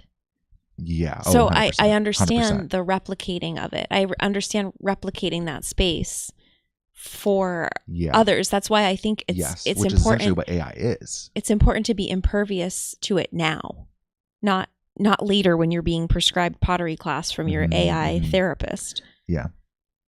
Yeah. I mean, one of the toughest things that I think. Hi, Carol. Hello. One of the toughest things I think our job is, and will be into the future, is helping people to differentiate out their own psychology. I think that's one of our main functions, really. Yeah. The main functions of this work. You're really good at it. Well, thanks. But I think this work in general helps to do it. And I think you're also very good at it because you call it all the bullshit, which is not that sole truth. right? Like I think you're maybe even better at it than I am. I think I'm good at helping to make sense of what's happening, but I think you're even better at the differentiation thing. But I think most of what the intuitive journey is, and this divine alteration that seems to be happening to this intuitive population, is we have to learn that our intuition is different than our thoughts, right? Like our own psychology is different than our intuition. But we also have to learn that there's another source of information called the collective field, where we can pull psychic information that also, it's not our body and it's not God. That's that whole psychic Akashic records collective field space. And that there's also beings that can fuck with us. Like there's multiple sources of information internally, and being able to parse that out is actually really fucking difficult. You have to learn what your biology feels when it freaks out, and what your consciousness does. You have to know what that feels like so you can identify it real time and go, I'm not going to make any decisions right now because my biology is doing that retarded thing. Like I'm not me right now. Like this is my biology this is what it feels like when my biology is being manipulated past my threshold to still see clearly. You got to know what it feels like to get really manic and hope for things and get really excited and want to wake up and feel motivated to go do those things, so you can know what it feels like to have your biology long for things that aren't real. They're all just ideas. Nothing in the future is real at all. All of our goals are stupid. They're not real. It's air. And when our biology longs for air, for probability, we will often do things that aren't here to chase that dream and all of the best parts of it that we Frankenstein into this weird utopian reality that's never going to even be real. But we like fantasize this picture that we long for, and that longing and that lustful grasping of our goals, it's a whole other thing that we have to identify so that we know when we're just getting a little bit too excited, so we can go, this is my this is me being a little bit manic. This also isn't good input that I make decisions on. Right. You have to also identify what it feels like when you're under some degree of psychic attack. Take notes. You have to also identify what it feels like when there is a collective expectation. That's what I was going to talk about. For you to do or be something that's an unspoken rule that you could go talk to anyone and be like, yeah, of course, we have to do that. But you know it's not real and it's not what you're being guided to do. You have to, like, differentiating all these different buckets, it takes so much time. And the only way you can get through it is if your intuition's already online to some degree and God walks you into the most intense version of that experience, goes, this is unuseful information. And you go, oh, this is unuseful information. And then walks you back out, and then everything moves through. That whole circumstance resolves like it never even happened. And then you go into another, without that guidance and without that orchestration, without God crushing your psychology into the worst variation of some stress or some manic excitement or whatever it is, without God going, okay, you can tell that something's off right now. Let's amplify it, make it worse. I'm right here. You're good. Nothing's wrong. You got no problems. Everything's set. You're actually incredibly safe. Let's make you feel unsafe in the way that you're manipulated to an even greater degree so you can see it. Slow down. Nothing to do for the next 2 or 3 days. Slow down. Watch it. See what you learn. That experience, you can't teach that. We can't make a map. We can't say, so now go do it. It makes no sense. It has to already be happening to you. But for those that it's already happening to, that experience is the single most important thing that could be happening. That's more important than building a business that's going to succeed with fiat currency, right? With everything we talked about today, what's going to happen to all of our fiat currency? What's going to happen when we get paid for meditation and not for manipulating people on the phone? Lots of the markets are going to change. Lots of all of our goals and aspirations. About the entire coaching industry that I came out of. Lots of the things we care about today and that we think are going to solve all of our problems, they're just not. They're not going to even matter in 5 years, 10 years, 20 years. The only thing that's going to matter is as things get more complicated and more confusing than they are now, as the incentives pull even harder for us to be something we aren't, we have to have the ability to know what is us and what isn't us. What is God, what isn't God? Because it's not as simple as there's the physical and there's the spiritual. Spiritual is every being in existence, dark and not dark. There are way too many information sources to be trusting spiritual information, which is why we don't trust most spiritual people, because they're pulling from the wrong ones. Hate them.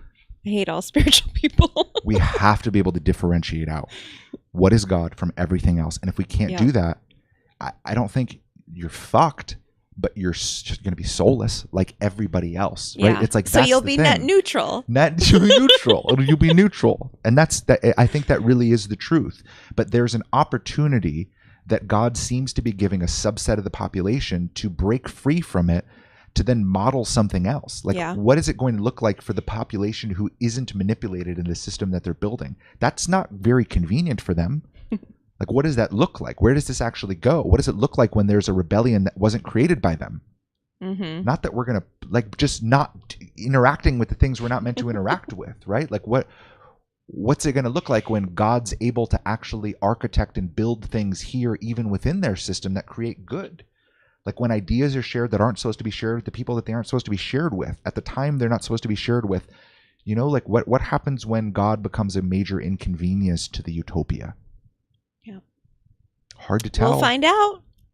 But if you want to be a part of it, you have to learn what God actually feels like. And it's a long period of differentiation. We have our intuition coin linked below. Yeah. So money sign, INTI. Inti coin to the moon. Fuck. We're not doing a rug pull, I swear. No, we're whole. We will never sell. We'll never sell. We'll never sell our million founders coins. 100,000 coins going on sale now. Our million will never be sold.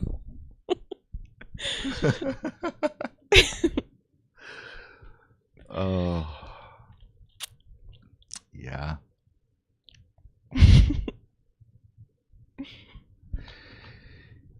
Yeah, this stuff makes me passionate. Me too. I do wish I could help more people.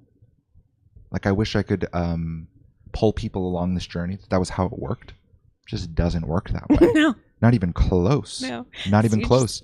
We have our work and we got to share it with the people hand. that are already doing it. I know. I can't even hold their hand, or my hand comes black, just frostbitten. Like, it's just black and about to fall off. Diabetes. It's like an STD. Shall I help you? Come back with tar hand. I know. Yeah, it doesn't work. I know. It doesn't work. But that's what's been so refreshing, I would say, about, like, just really accepting that this work is only meant for who it's meant for. It's not meant for anybody else. Oh, 100%. And, like, just having, like, an utter disgust for anyone else. Yeah. That's where I'm at. And I like it. I feel like it suits me. My disgust suits me. Yeah, and when you know how reality works, right, that it's not our job to make ourselves useful. Like, that's the free market programming, you know, running in our psychology. But really, it's the collective field, the patterns of how our archetypes are designed. Like, we are psychologically pressured to do things that aren't actually us. Right. But when we realize that we're following guidance that isn't even coming from our brains, it's not coming from a higher version of us, a smarter version of us, a future version of us. It's coming from an external benevolent source that is God. When we realize that, then we stop trying to plan so much, and we stop trying to take so much responsibility for making it work and for helping people. Then that feeling of, hey, you're being prepped and you're building something is enough. Because we know that in the mind of God, given access to every probability in the future, down every timeline, with all of the knowledge of every experience that's ever been lived ever, that intelligence is going, what's most important for you right now is to prep and to fortify. Mm-hmm. We want to know why. We want to know how bad it's going to get. We want to know what we need to do to fortify. Mm-hmm. God's just saying, what you need to do to fortify is the thing that I'm already telling you to do, which you're now not doing by asking me what you need to do to fortify. Mm-hmm. You got to learn to settle and let the future be what it is. Let it be uncertain. It's all probability. If I give you an answer right now, tomorrow it will be a different answer. Because things are constantly changing. Different decisions are being made all the time.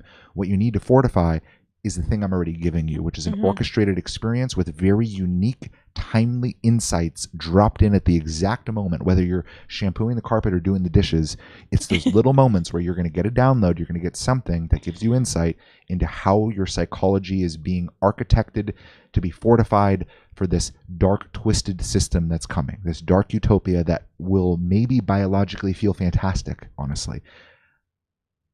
but ultimately isn't good. It's not Yeah. the highest good. It's not God.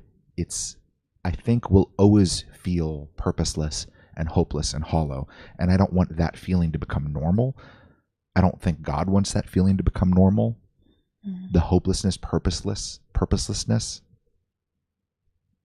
And even if darkness can try to make some artificial version of it or can give us somas to generate that exact physiological feeling, there's still just something missing. You There's a can't hole. feel that God-shaped hole with anything other than God. Because I think at the end of the day, at the core of that ideological debate, darkness is wrong. Right? At the end of the day, someone's going to be proven wrong. Either darkness or God is going to be proven wrong. And I think, at least in my own experience, darkness is already proven wrong. It's very obvious to me. I've tried both. I know what it feels like. My goal when I was like 23 was, okay, $1.2 million by the time I'm 26. I'm going to build this business. I'm going to build a marketing agency. I'm going to build a coaching empire. There were different variations of it at different times, but it was so certain in the manifesting way and so close, actually. Close. And I know what it feels like to strive and to build and to have things work. And I know what it feels like for things to flow in the right direction away from who I actually am. And I know what this feels like. I know what God feels like, where often circumstances seem harder and not as glamorous. And it's not overtly impactful or impactful in a way that gives you direct status. It's not about the views. It's not about, look how much I'm helping everybody by doing this glorious thing. It's not. It's just right with you and God, and that's it. And we don't even know where it goes. And at the end of the day, I think God's right. At the end of the day, I think darkness is just fundamentally incorrect, that God's an evil dictator. I guess we'll find out eventually, all of us, everywhere, across all space and time. We'll find out eventually. But until then, we seem to have this really unique opportunity where we get to be a part of preserving God here while it goes away. So everyone's always going to have access to God to some degree. I don't think it's ever really going to be gone, but it's going to be so foggy and so undifferentiated. I think it already is. There'll just be little tiny whispers inside of just a screaming crowd of hundreds of different voices and incentives all in our consciousness. And you're right, it is already that way for most people. It was like that for me for a really long time. But just being able to isolate out God and preserve that, and to see how far this thing actually goes, what we can actually do with God, even in a world where everything's built to undo and replace it.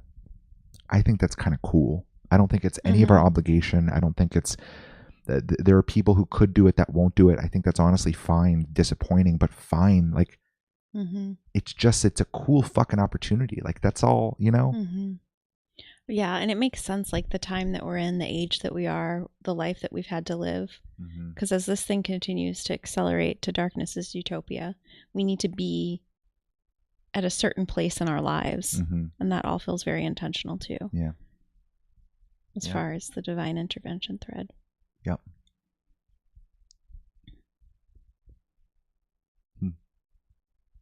Well, this was good. I know. Great monologues. Yeah, thanks. You too. I know. Thanks for showing me this video. It's cool. Yeah. Thanks for doing your sleuthing. It's cool you found a good one. Yeah. Oh, yeah. Yeah. I feel like good people who are doing something that feels right is so few and far between. Oh, I know. If you saw, if I shared with you most of the trash I watch, you guys would be highly disappointed in me. But yeah, no, this is a good one. She's a goodie. Yeah. She's a good egg. I also like this. I don't know what to call this little playlist ultimately. And I don't know if I'm going to clip this into a video, but I would love to continue this kind of thing where we don't only rip into everything that we hate everywhere, but also maybe find some people who are doing some good shit. I think it would be nice. Yeah. It's easy to rip. Punching down.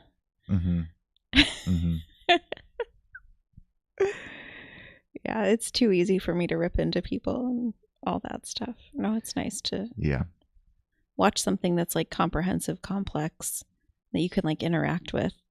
Yeah, I agree. And not just perpetually roll your eyes like I feel like I usually do when I go into these. those other pockets. Yeah. Maybe I'll just save those for me, or maybe we'll do it like a members plus thing, and just rip into some stuff. Mm-hmm. Yeah, I'm sure we'll do more book reviews and more ideology reviews. I still want to do Steiner at some point. We probably do Jordan Peterson at some point. There's still things to talk about, but for now it's kind of fallen off. Yeah. And agreed. Jordan Peterson fell off for me. Yeah, I know. Well, I fell off for you. You read. I read probably like a third of his book, and I was like, you know what? We have one core ideological disagreement, which is I don't think the thing he's talking about is God, and every other thing just comes back to that. And I don't think it's I don't disagree that those are psychological principles, and the Bible story is similar to that psychological principle. But it's like, how many times can you say that? Yeah, there's not a lot to disagree with, but there's like the main chunk of everything. Yeah, I mean, he's triggered when you ask him if he believes in God, that's weird. Yeah, well, yeah, I started to understand why as I read. His worldview made more and more sense to me as I kept going. But yeah, I mean, it's concerning. Maybe eventually we'll talk about like where the Jordan Peterson ideology is going collectively. I think that might be even more interesting. Yeah. Oh, because it's definitely going somewhere. That's a thing. Yeah. That's a thing for sure. Yeah. But people that I talk to that have an intuitive sense, he gives them the ick. They don't like him. Yep. They don't really know why. They just have a weird feeling about him. Yep. Same with Russell Brand. Oh, yeah, that goes without saying, I hope. Well, not everyone has the ick with Russell Brand, but I think spiritual people like Russell Brand. I know, everyone's just a mess. And I think lots of spiritual people who are a little bit less woo, like Jordan Peterson, because he gives them some words that can like help them to relate to their spiritual friends a little bit more, and like help them relate to their religious family a little bit more. Maybe it's a dude thing. I don't know. I guess ladies don't care. Yeah, maybe that's true. I don't know. Yeah, we deal in ideologies. Yeah, maybe. I don't know. Mm-hmm. Like, I think I don't know. I know I'm in my anger era right now, where I'm just like angry at everything. Mm-hmm. But I feel like he's really angry. Like, he just feels like a mean man. Mm. Like, whether this is, JP 2.0, if this is even the OG, I don't know. But like, he just feels like something's not right there. Yeah. I remember feeling that way when he talked to Oliver Anthony. The rich men north of Richmond. Yes. I remember watching that video. That I was an like, awful interview. Oh, God. I was so excited. So bad for him. I started to feel protective over him. Yeah. I was same. like, JP, you got to stop asking these fucking questions. I know. He was like drilling into him. Yeah. Yeah. I know. The line of questioning was basically like, so if you ever want to do any good ever, you should probably do this. But like, if you don't want to do any good with everything that just happened to you, that's fine. And it was like, what? I know. And it was all about like, don't you want to become famous? Don't you want to become rich? Don't you want to make more of an impact? Like, it was like that vibe. Like, and it was like interrogating. Yeah. Yeah. Oh. Yeah, I know. Gross. Because what I've seen from other successful people, my years of experience. Oh, I know. What I've seen from the successful demons in Hollywood. Fuck. Mm-hmm. Fuck. Yeah. Yep. Yeah. Every once in a while, things will cut through. I guess like Alison, or I like that song too. What song? Oliver Anthony. That's his name, right? Yes. Yeah, it's cool when things like that pop through, where it's like, oh, this doesn't seem like it was according to plan. Yeah. It's like, oh yeah, I like this. Mm-hmm. Like these little moments. Yeah. Richmond, north of Richmond. Mm-hmm. Yeah. I've been selling my soul, working all day. Overtime hours, bullshit pay. That's all I got. Oh man, probably get copyright. Yeah, because it's so perfect. Was Oliver Anthony on that show? I wonder what Alison will think if she ever watches this. I don't know. I have no idea. It's interesting. I mean, I feel like we're on like a fairly parallel paths doing pointing at the exact same thing with completely different strategies. Yes. Of what were completely strategies for seeing it and completely different strategies for how to combat it. Yep. But it is cool to see that we're pointing at the same thing. Yeah.